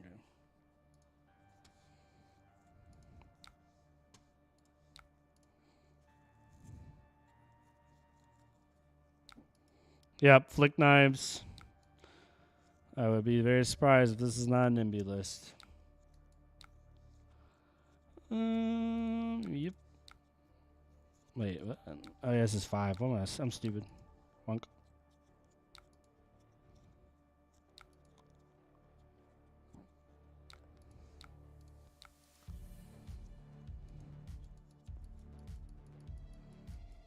Being a little bit aggressive on the blocking here. But I want to be able to use... Yeah, they have a cut through. They have a cut through. Did I soul read the cut through? Yeah, I did. Figured.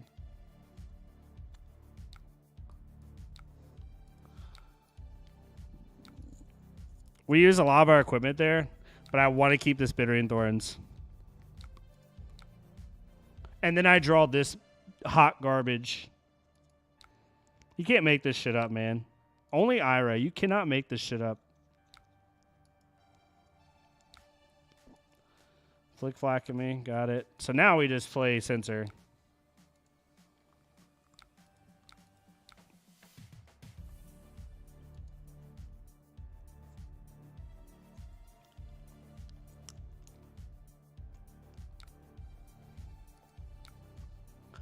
You know what I'm going to guess for funsies? And it's probably wrong.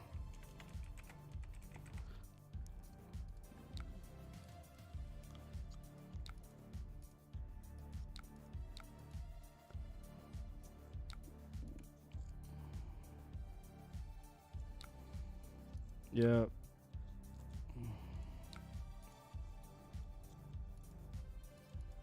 Oh, Sigil. Okay, so they're not on that list. Gotcha. They are not on that list. They might be. I doubt it, though. Oh, that's a shite hand if I've ever seen one. Knives Out, Conceal Blade, Dual Threat, Flick Flack. They literally, unless they have an attack in Arsenal, they literally can't use Dual Threat effectively on this turn.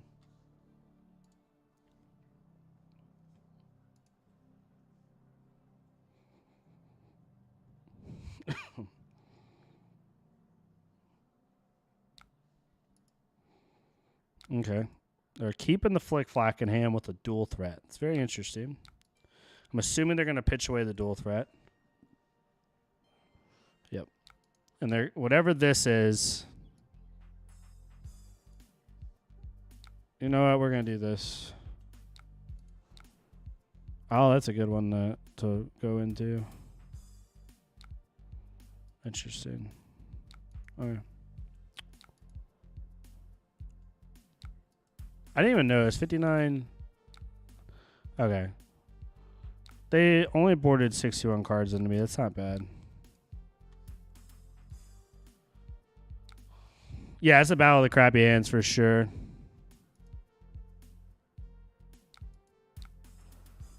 I'm trusting Rhythm not to stream snipe, but I doubt they are.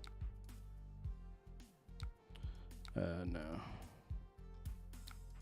I'm really bad in the Ira mirrors, like notoriously. I don't know why, I just am. Yeah, that's fine. Figured that was going to happen.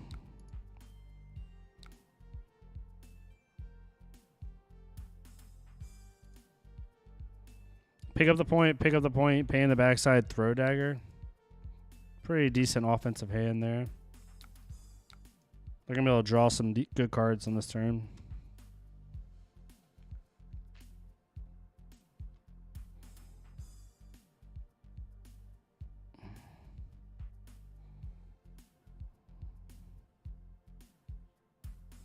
Pitching a throw dagger.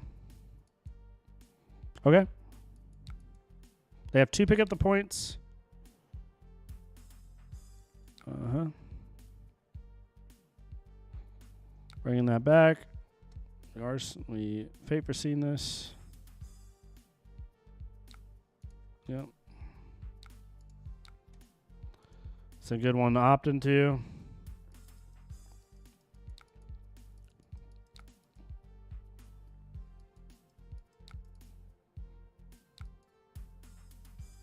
I'm not a fan of the Flick Knives versions. I don't think the value is good enough, but I am one opinion. People love playing it, so you can't blame them. We are not. I forgot what their 4th card is. I'm gonna let them draw for mass though because I don't care enough. Yeah.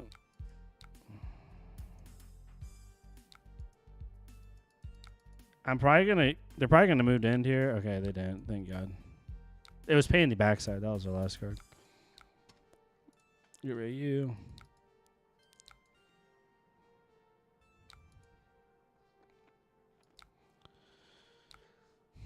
Let's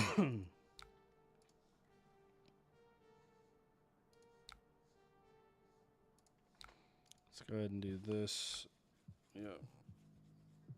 Let's knives out it just to try to get a little bit more value.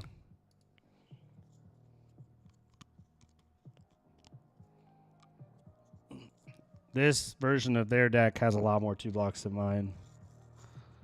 They're running 6 pick up the points, 3 pay in the backsides, 3 cut throughs. I mean, that right there.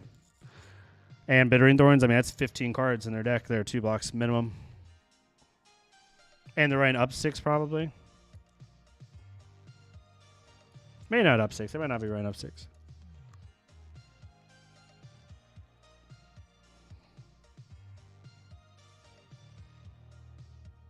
Okay. So now we just throw this for damage. Make them give us something if they want to. Or they take 5, which in this matchup, leaking damage through attacks like this is huge. It just it gives you the space you need to then make better decisions on your turn.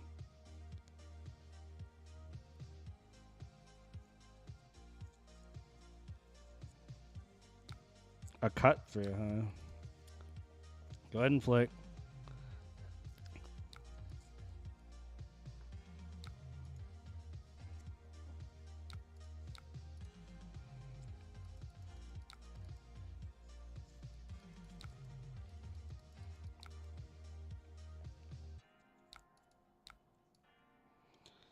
We gotta let this hit, sadly. And honestly, with them only having 1 Gadachi, a good one.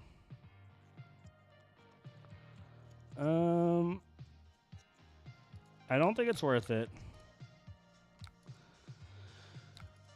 We block 9 here and see, and they're on 1 Kodachi, random 4-card hand. We might get a little lucky and they draw a crap hand. Okay, we do not block here. Unless they give us some insane hand.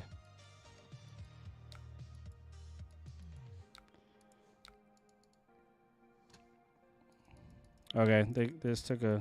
Probably have a pickup point then. Yep. This is going to suck a little bit. I don't know if it's worth it, but I want to do the turn I'm doing. Like, we can't give up this type of hand. Yep.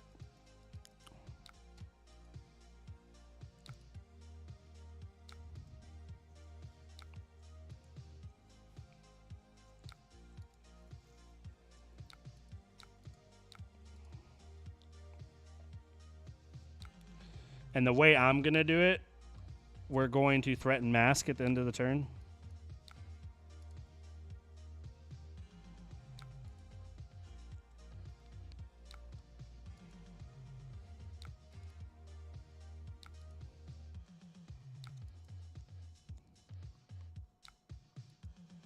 So we got that. That's fine.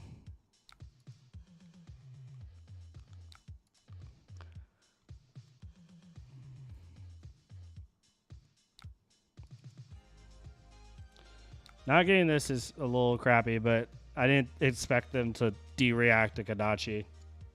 I wouldn't de-react to Kodachi because of this right here. Now I'm threatening 13 more damage, and they don't have a de-react for it.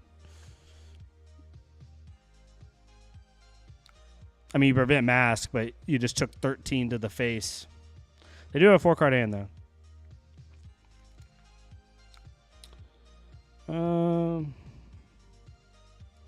We got enough out of this. I think this is a good time to do it.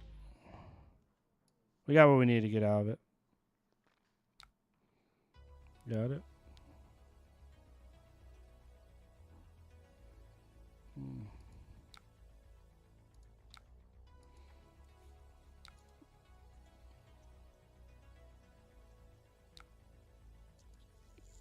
This is where we'll see if they're stream sniping.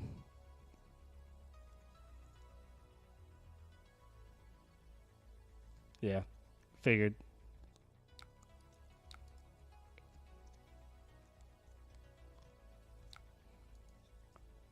No, I would name Command and Conquer every time against an Ira. It's the only card you care about, or dual threat. If you really care about dual threat, but on a 2-card hand, definitely name Command and Conquer.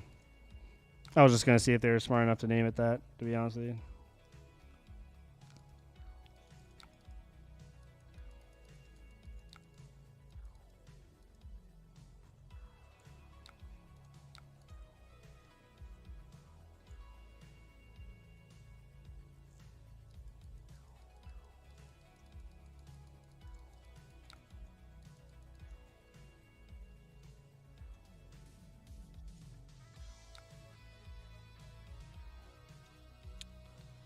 Yeah, I think we just lose here, but it's fine.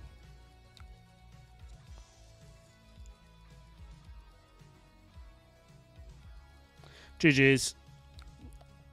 Not gonna belate the point.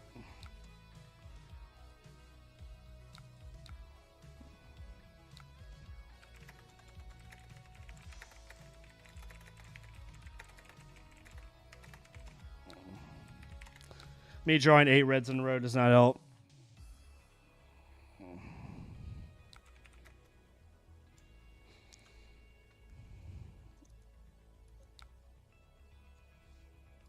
I'm also notoriously bad at Ira mirrors. The Flick Knives version, though, definitely has a better matchup. Oh, shoot, I'm still on private right now. The Flick Knives version definitely has a better matchup into the mirror specifically because you can threaten mask momentum better, which is really keeping that threat is really important in the mirror. So in the mirror specifically, I think Flick Knives is better. Into the meta as a whole, I think Flick Knives is worse because the value is worse. And I have done entire videos on the value of Flick Knives and Ira and how mathematically it's worse. to run the specific cards, like pick up the point and stuff like that. Kasai is so hard.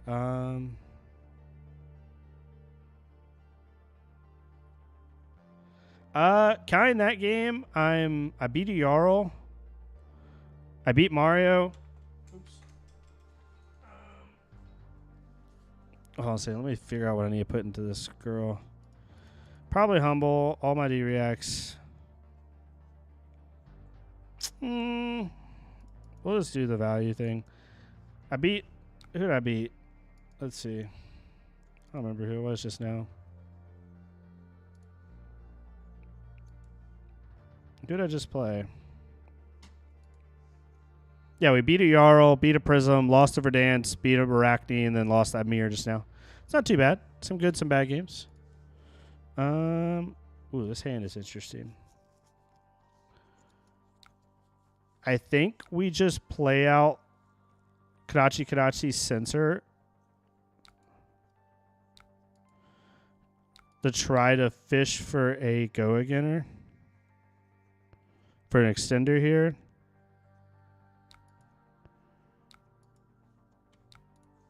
And then try like heck to be able to play out a good dual threat turn.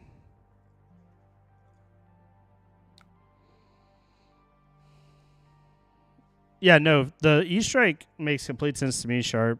I think running 3 is fine. It was very annoying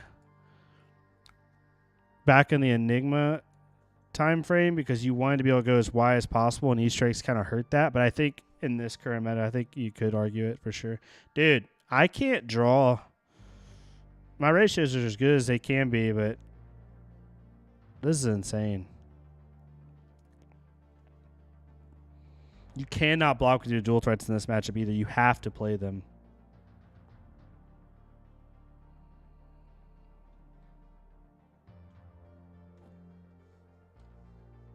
It's unfortunate to the max. Okay, Unsheath is pretty good.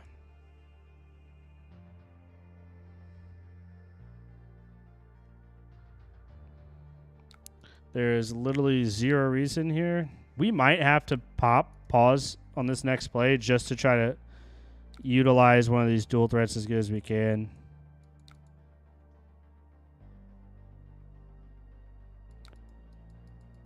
Yeah, we're going to have to do it because our hand is so wonky. We're going to have to use every resource in our hand to do what I'm going to do. And then hope to God that we hit... Not hope to God. We don't have to, but it'd be nice to hit the second Gadachi that we're going to use. It will make our lives easier. Because if I don't, then I have to pitch away that dual threat beside another dual threat, and that feels really bad. Oh, no. I mean, I don't have to, but it's going to be nice too. Basically, I want to be able to keep one of these cards. Yeah, exactly. Yeah. Yep. We'll keep the sound the alarm. I mean, it's not bad. We pitched away a dual threat with a Siren, so in case it comes back around, we have a decent play line there. That must be a decently important card.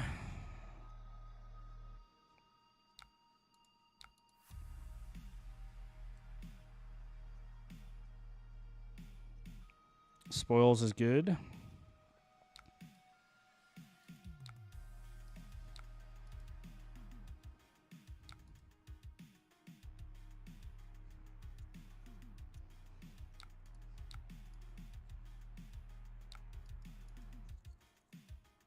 The problem with E-Strike is where you draw like a blue, a 2-cost, an E-Strike, and another blue or something like that, or whatever card you're going to use to dip.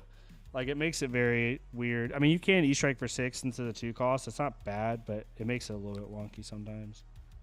This matchup's really tough.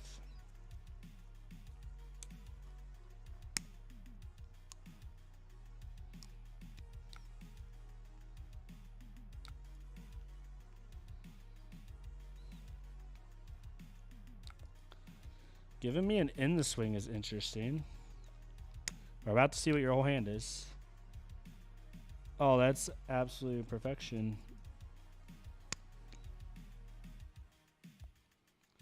Now we can prevent the nourishing hit.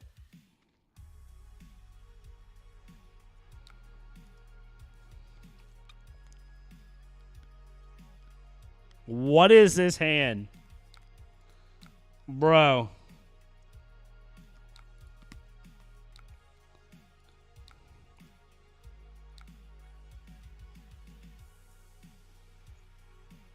Unbelievable. You can't make this shit up today. The one hand where I take a little bit of tempo. 4D. I only run 6D reacts in my deck. And I draw 4 of them. Like, you just laugh at that point, right? There's nothing you can do about that. And you take it on the chin. So now your nourishing's going to have to go again. There's no, like, I don't even know what the odds would be. I hadn't played a D-React yet, and I had used 1, 2, 3, 4, 5, 6, 7 cards on my deck. So I'm at 50. If you use the height, I'm just going to do it because F this. Let's see. Hold up. Tools. So 7 cards out of my deck. I have 53 cards in deck. 53 cards in deck. There are 6 copies in the deck. I think. Or 7. No, 6. Sorry, 6. Hand size is 4. Desired amount is 4.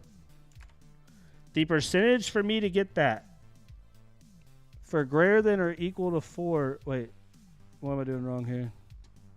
Oh, wait, I'm going to do this first.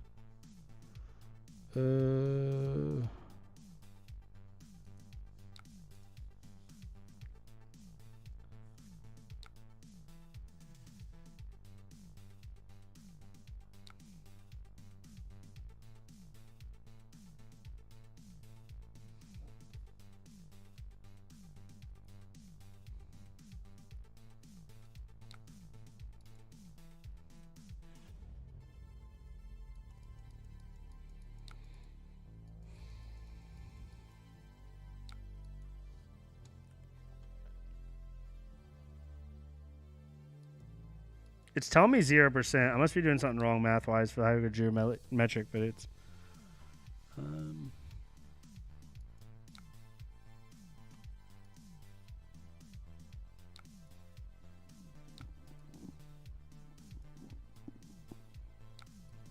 Yeah, exactly. So I just did 1 1,000ths. It's hilarious. Can't make this shit up. Oh, this is a good hand. Oh, this is a good hand. This is a no blocking hand. We don't block here. There's 0 point in a block. Yep. Yep. Do your worst. Probably gonna decide here. Rage Forge. Okay, that a glint. Cool.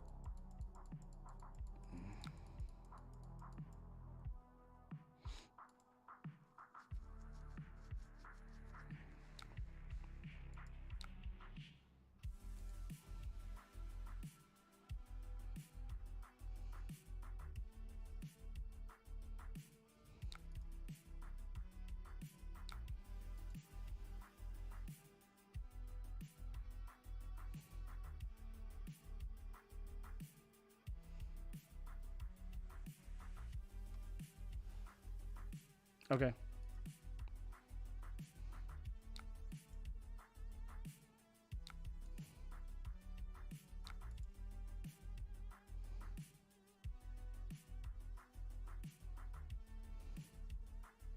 Yeah, I wish I had this kind of odds playing the lottery.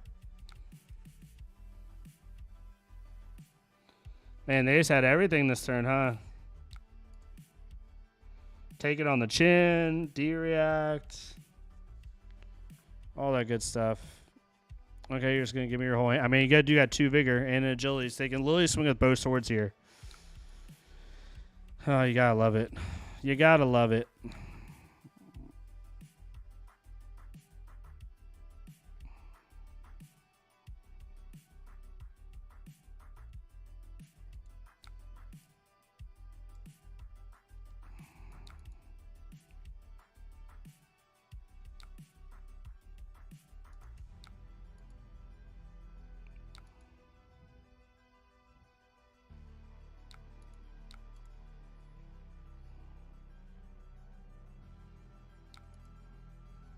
I don't know. I mean, it probably is, but I don't know if giving me Dynamo's Chainlink 1 every time is always correct, depending on hand size. I could be wrong. Like, if I want a 4 or 5 card hand, I don't think it's actually, based off play lines, correct to give me Dynamo Chainlink 1. This hand, it makes sense. Okay, that's their last take it on the chin. Thank God. Holy crap.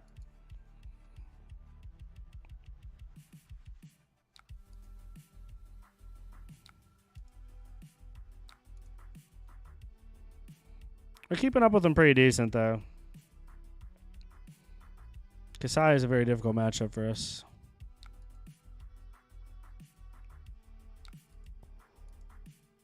They get no more free agilities now. They actually have to work for it. Pretty good hand here. 4, 5, 6, 10, 11 value hand. This already has go again. There is zero reason to block this. I mean, it gives them a vigor, but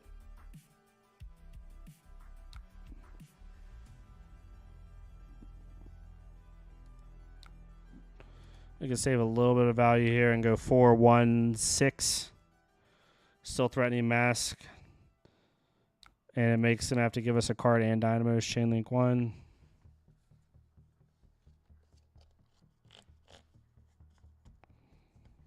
Give us the blow on the hands. Feels very good. They pitched one away earlier.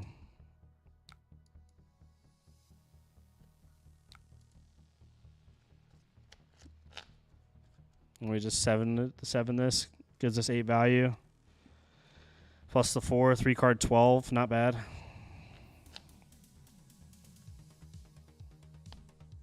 They're being very disciplined with their equipment, which makes complete sense. Probably a D-react here. Nope. Okay. Not bad value there. All right. Do we try to arsenal this dual threat? All right. Them could sign here. If they lead with Hot Streak. Okay.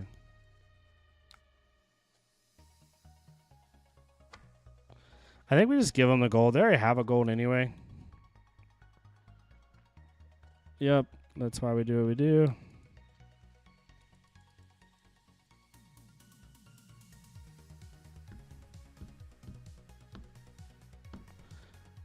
This is going to be 4, I think. Or 5, actually. 6. We might have to give up this dual threat. I don't want to, really.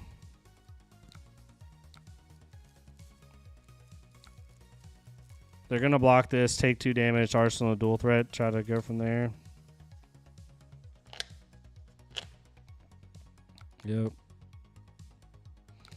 We need this dual threat to be able to potentially close out this game.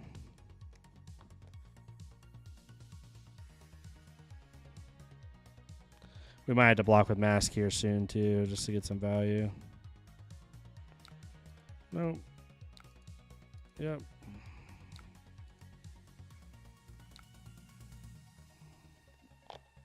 Okay. Okay, we can work with this one. We need 1, 2, 3, 4, 5. Yeah. Outland skirmish is a... Oof.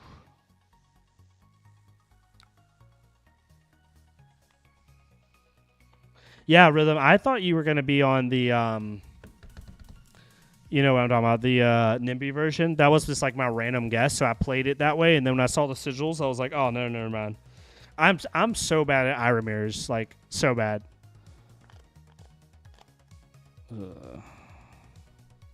I don't want to take all this, but I want to see what they have,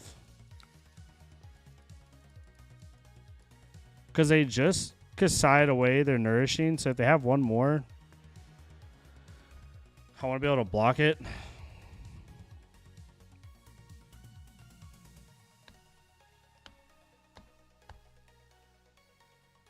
Okay. Raising Army, huh?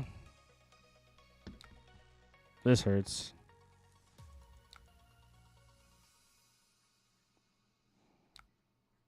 Hmm.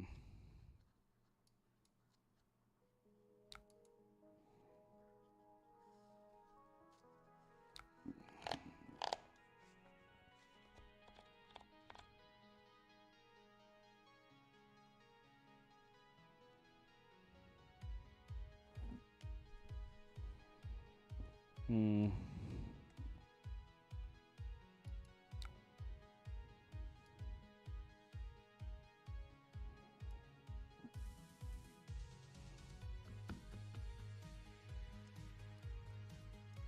I think we just go face here. It's probably not the right call.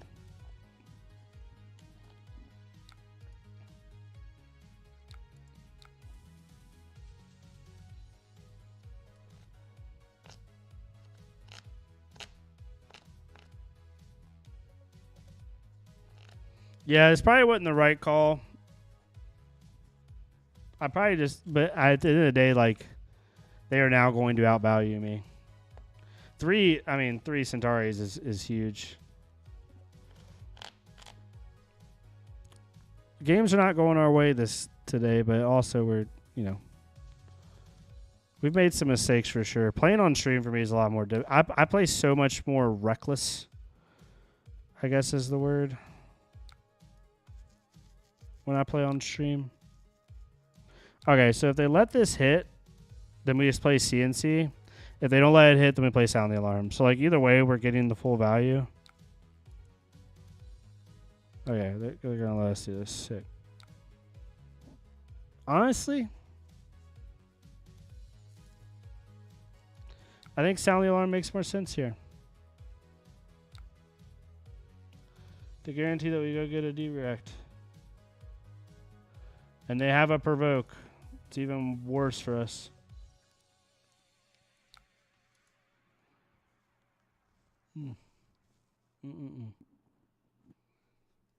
Okay. They got rid of the provokes. They have a sharpened senses in hand. They have to somehow give this go again. Can they? They can't give it go again unless they drew into something that gives it go again, right? Okay. This reads... Okay.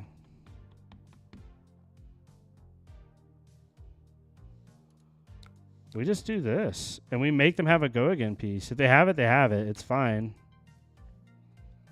Uh-huh. I think we just do this. Get rid of this.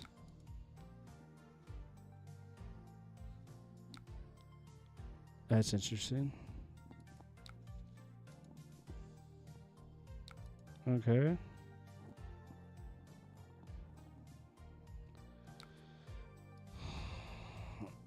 Not being able to use this cut through. Actually, we just do this. Deny them the dynamo value. We cut through anyway. Oh, that's sick.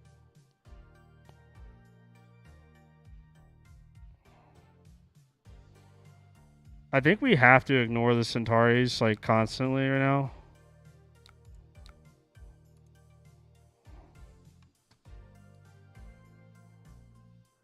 Let's reset the music here. What do you have?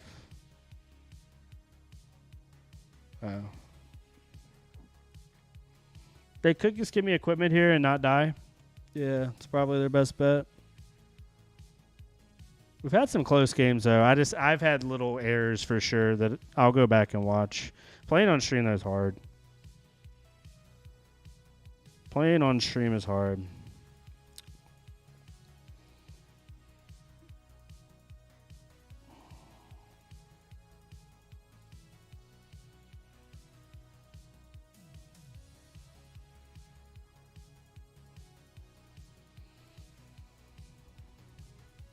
Playing on stream when I'm talking is hard. Playing on stream normally, like I was at a table, would not care at all. Okay, we definitely do this. Make them have something. Okay.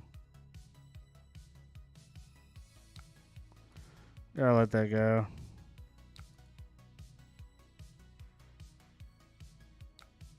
block here.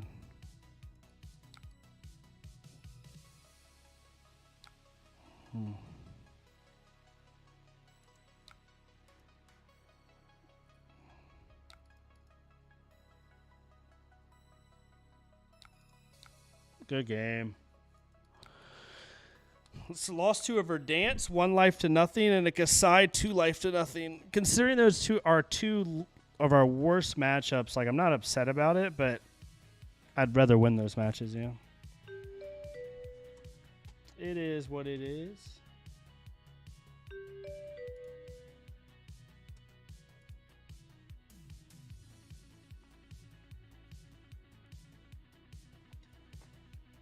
No, I don't want to play I just played that player. I'll go back.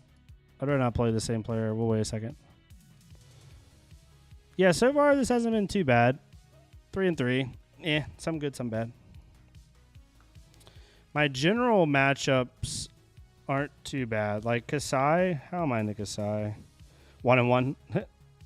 Verdance is 2-4. Yeah.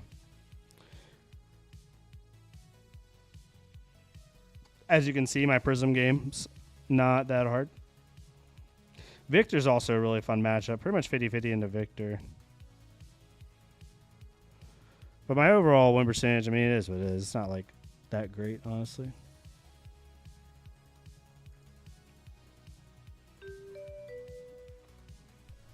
Yeah, I can deal with a Verdance.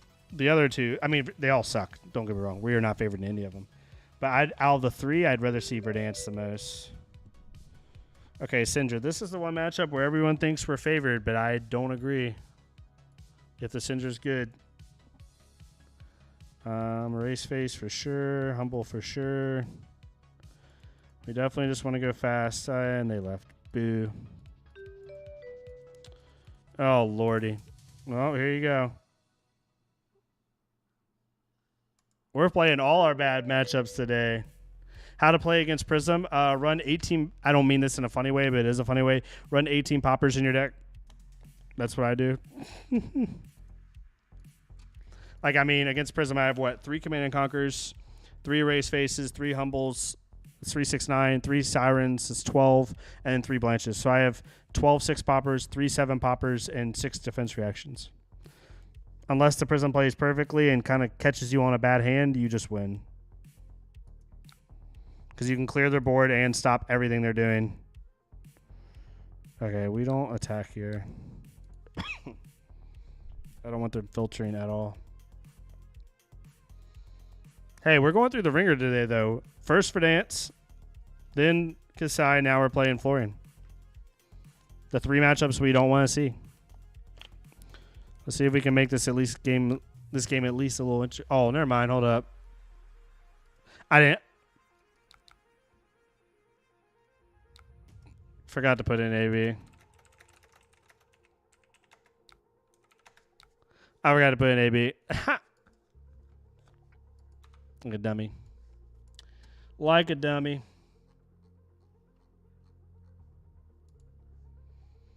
You need AB2 into that matchup for sure. So I'm talking about. I was talking and I just like blew up. But no, yeah, having heavy poppers, Kizu will help. Ooh, Mooberry. What's up, Moo? We run AB2 for sure. Well, yeah. Into them. Let's go ahead and humble. Erase Face takes away lightning. We're just trying to kill him. Right? That's all we care about. Basilia is a very hard matchup for us. Actually. If we don't see our disruption constantly.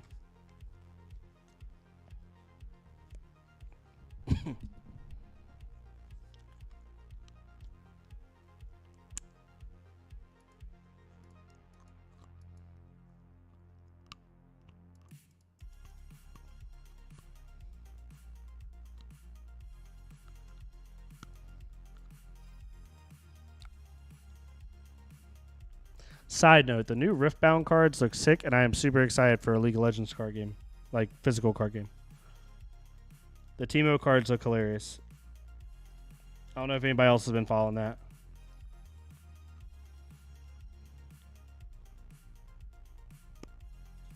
Yeah, I agree with him. I think all things equal, Syndra's favored, but it also depends. If you're running like a race faces humbles and like some other stuff, you're in a good spot. Oh, there's one to filter. Okay.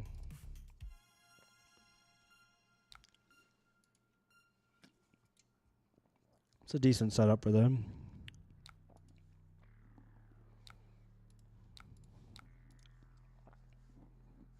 I don't think humble matters for them as much. Probably CNC's our best bet.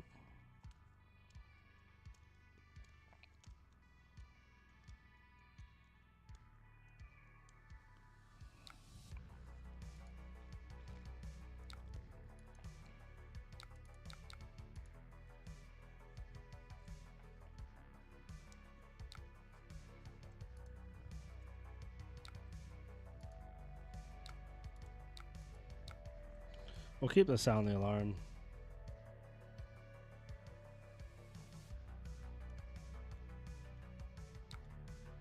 Yeah, that's one way to play it, Rhythm. What I don't like about D-Reacts into Acilio is they can just kill you with spells.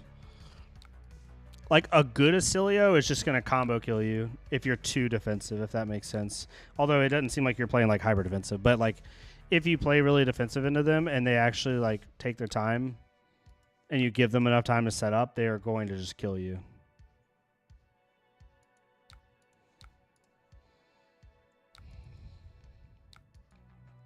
Like, they'll get you in the low 20s, and then they'll swing 35 damage at you, and you just die.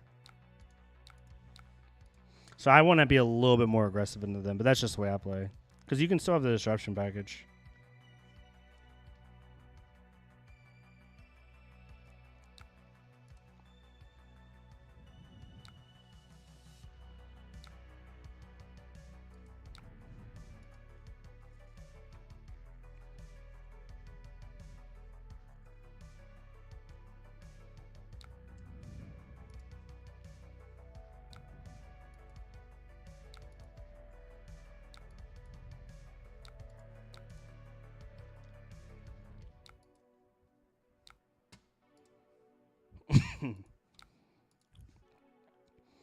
I was sick over 3 weeks ago, and I'm still have a residual cough. I'm not sick anymore. Like, I don't have sickness, but it messed up my lungs so much.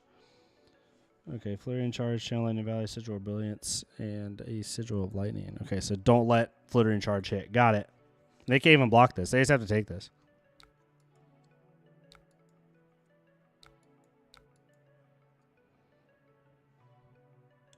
You might get fatigued with AB3. I think it depends how the game goes. Like, if they send a 10 power Mind Warp at you, AB3 ain't going to save you. You know what I'm saying? Yeah, there's that Channel Lightning Valley.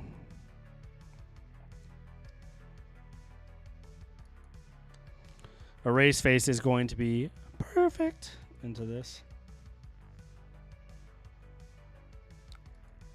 Interesting. I would have set up that Sigil of Lightning. Because you have a Brilliance in your hand. They really risk. Like, if for some crazy reason they don't draw into a Lightning card. I guess they're not running very many non-Lightning cards now, but...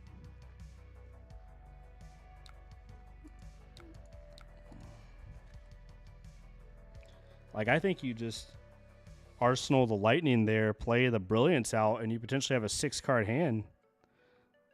They kind of IP'd themselves doing that. That's just me, though. Yeah, you just play the Brilliance out and arsenal the Sigil of Lightning. You literally have a 6-card hand.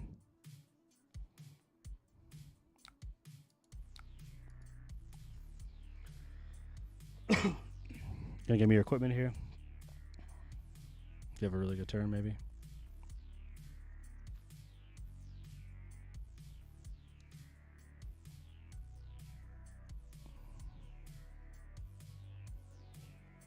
Acilio is such a fun deck. I love the hero. It's such a fun hero.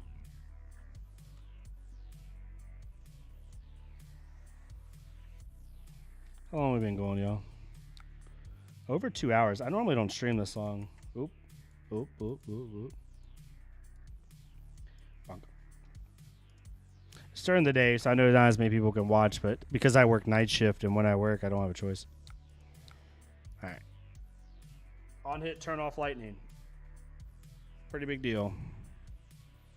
Oh, they have a D-React? Hate to see it. That's fine. They're down 17, and they only have a 4-card hand on Lightning Valley.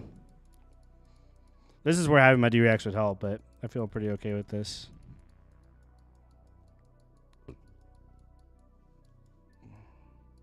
Honestly, just to threaten more because they do have 2 things of armor. I probably should have just played a race face for 7 and just not worried about mask.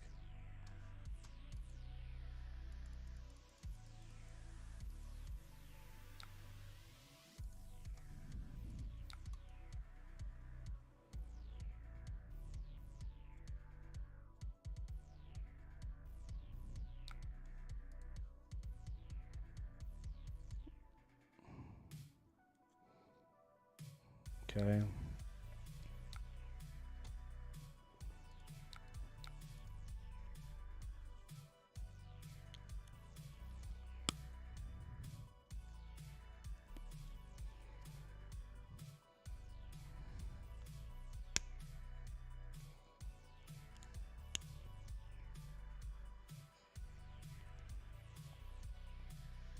I've actually had really bad luck the last few days playing Ira. Like I'm 2, 3, 4.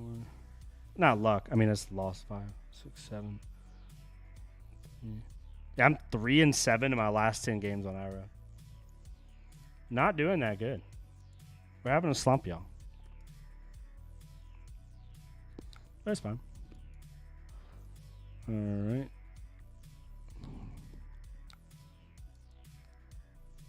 What are we doing here?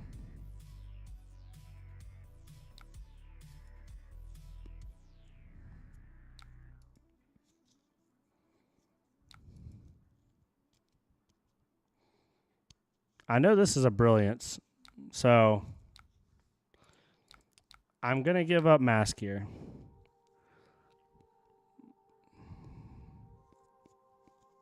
Because if they play brilliance to bring flashback,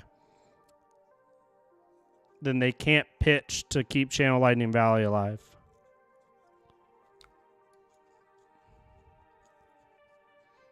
So yes, they will draw and still deal some damage, but they now can't keep Lightning Valley alive. Yep.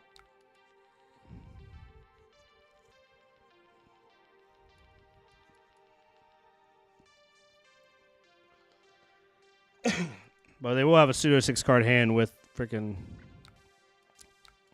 Gone to Flash, but they don't have boots.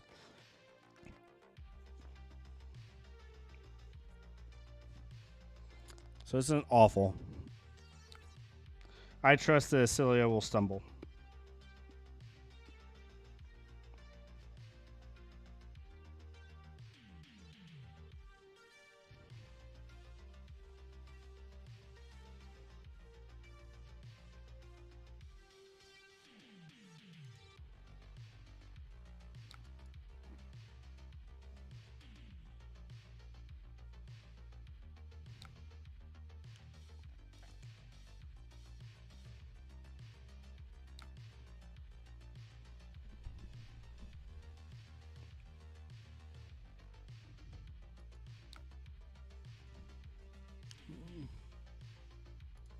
Not as well. No reason not to here.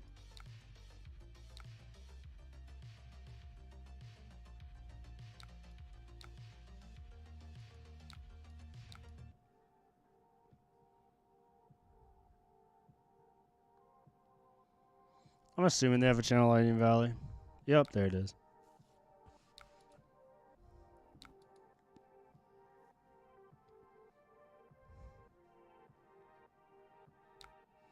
It's gonna hit here.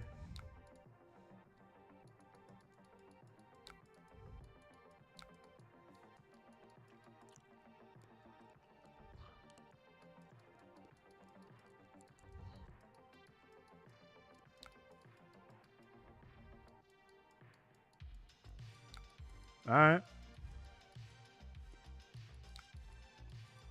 What you got for me? This is what a Silo can do. This is where the D-Rex do help for sure.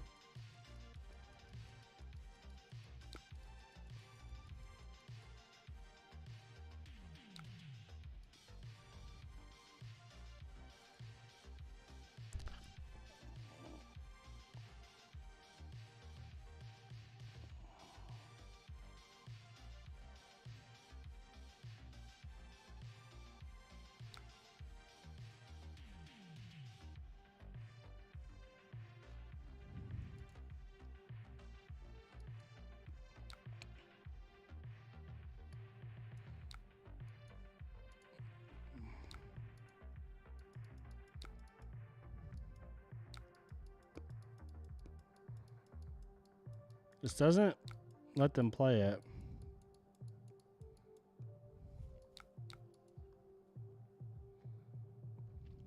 All right, can you give Gone a Flash go again anyway?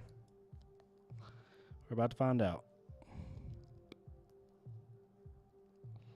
Here's the problem. If they don't have any inherent go again in the deck, we're in good shape.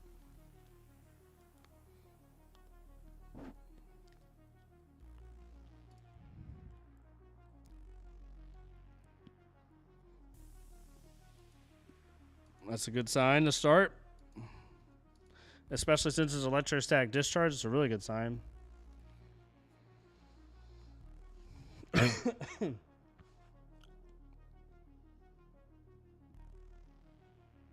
There might be a world where we don't block here, depending on what they throw at us.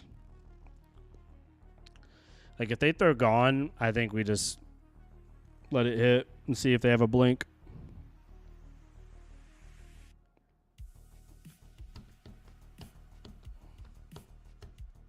Okay. So just wanting to pick this up. Yeah.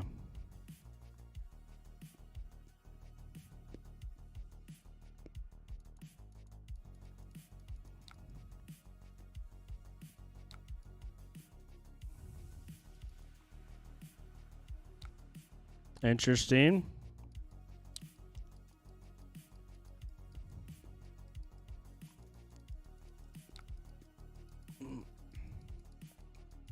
Okay.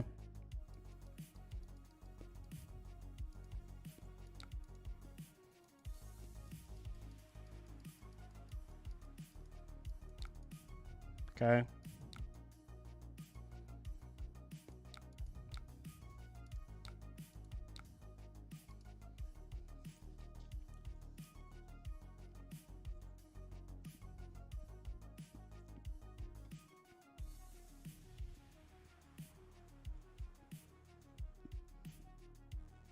$13 damage here, threatening, turning off lightning. Very good.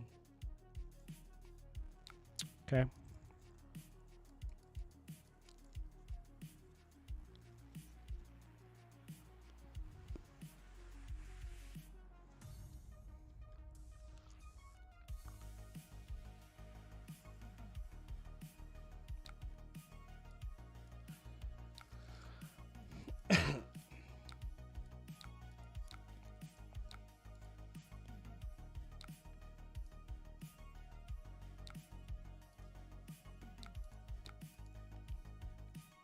Now, turning off lightning isn't insane. Like, it's good. It just turns off Bullseye. But if they have an all physical damage hand, it doesn't really do much.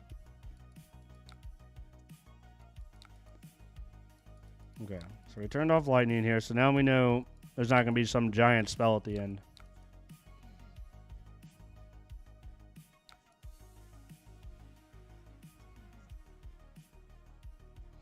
We know they have a Channel Lightning Valley in hand.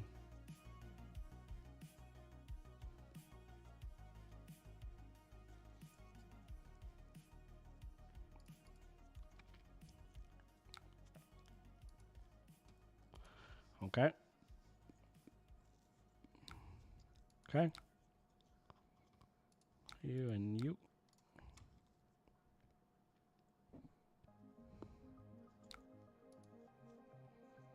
Yep.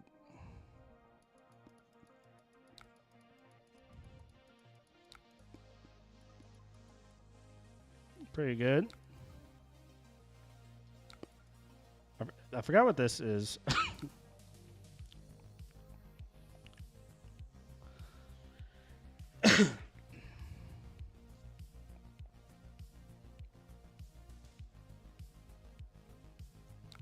Okay.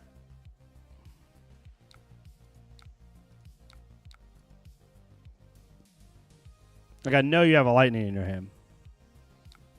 Yeah.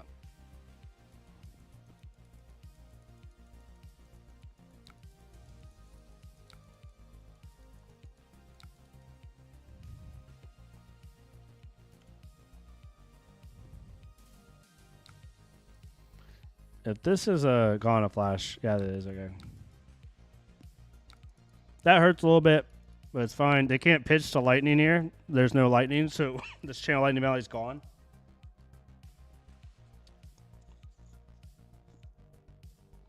They can't keep it alive in any way. Oh, they can, because they can still... No, because this doesn't see lightning. It's gone no matter what.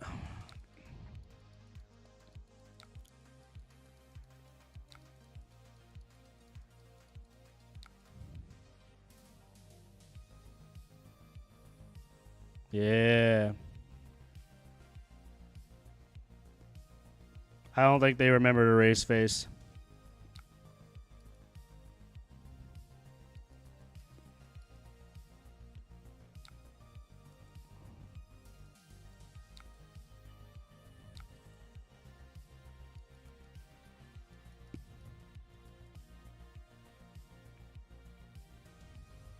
I'm sorry, can I redo my entire turn because I forgot about race face?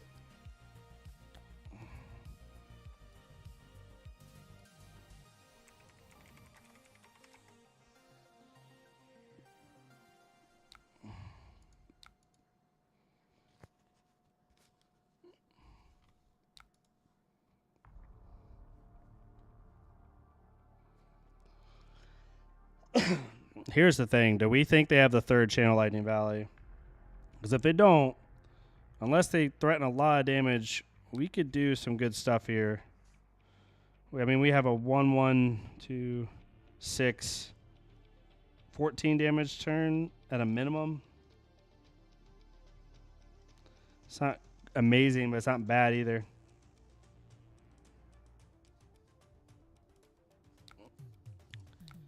I think we wait and see what they have. They have a channel Lightning Valley. They got it. Oh, yeah, they don't. Because this has to hit first. That's right. So even if they don't have a channel, it doesn't matter. Okay. No go again here. I think we wait and see what they got.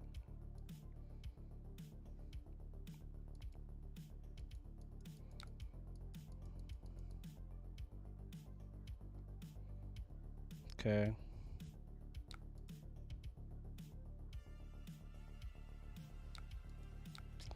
It's a solid attack. Okay. Finally, we get a turn.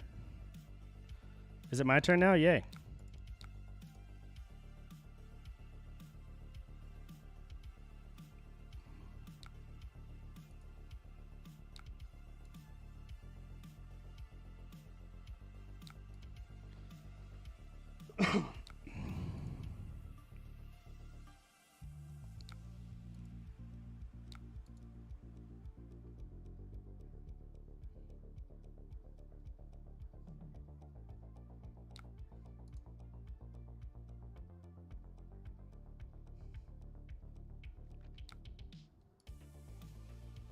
This will not threaten lethal. That's the only crappy part.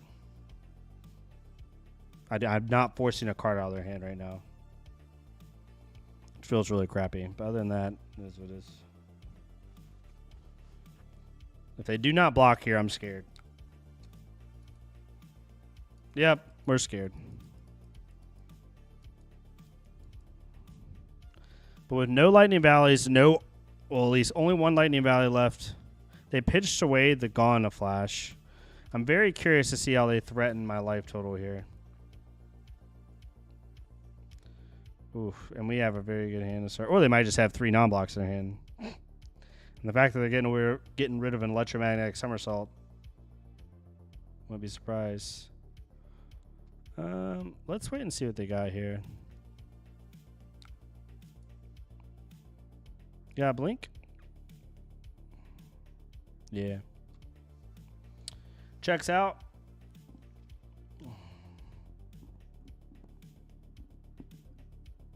We are now in Mind Warp territory. Because once they play this last call in a flash. Oh, no, we're not. We're not Mind Warp territory.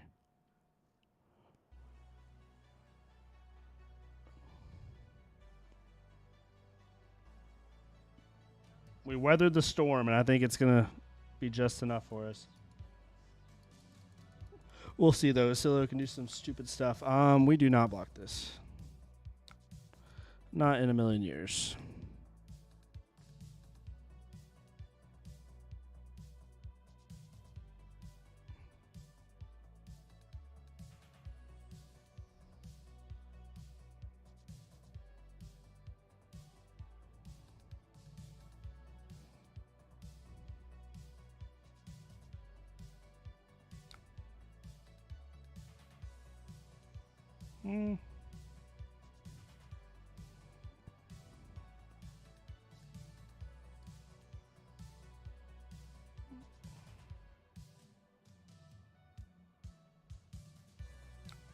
I don't think we really need this card.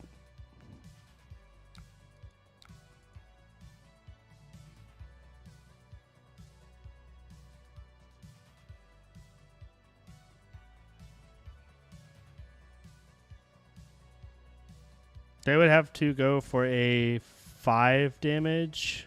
No. Yeah, it has to be a 5 damage spell. So they have to be able to play 4 lightning instants, followed by Volzar, and then hit me for with an instant. Okay. Now they can't do that. So now we're just going to do this. Bunk. Can you kill me? Be really funny if they could. Actually, I would laugh. Nope. Wasn't an Arsenal. Gone flash. GG's. GG. We weathered the storm there. Good lord. There was a flurry of attacks on that one, but not quite enough.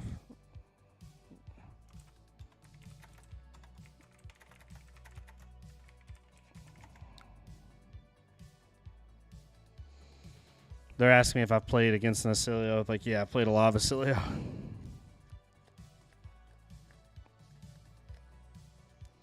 Your tricks do not work on me. Acilio is a very good deck, though. Very fun deck. All right, y'all. We have been going for almost 3 hours. I'm going to go because I got to run and get some stuff for Reagan. Get some trash bags, get some cat food, do some chores, clean up the house a little bit. That way I can go to my armory tonight and I don't feel bad about going.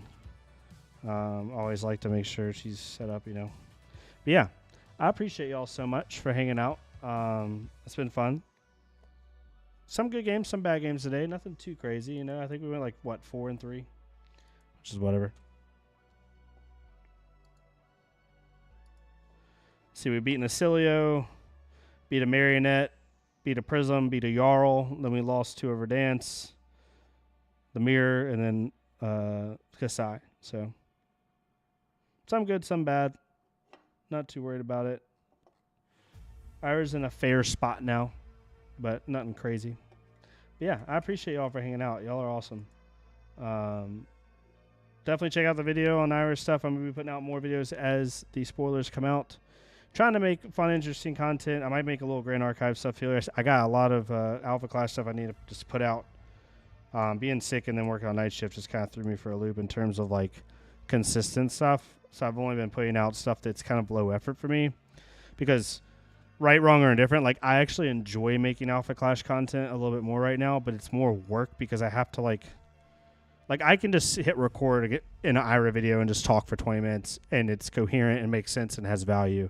Whereas Alpha Clash, I have to really work to make sure I have all the information right and I have all the setup done and all that other stuff. So it's more work. So in an environment where I got sick and I'm working a lot, it's hard to do that. I just don't have the time, and I got to make sure I make the most of my time when I do stuff like this. So anyway, that's my random rant. Yeah, thank y'all so much. Y'all have a great rest of your day. Stay safe. Have some fun. good luck at your nationals if you're playing nationals this weekend. I'll be following along, seeing how everything goes. And yeah, I'll see y'all next time. Thank y'all so much.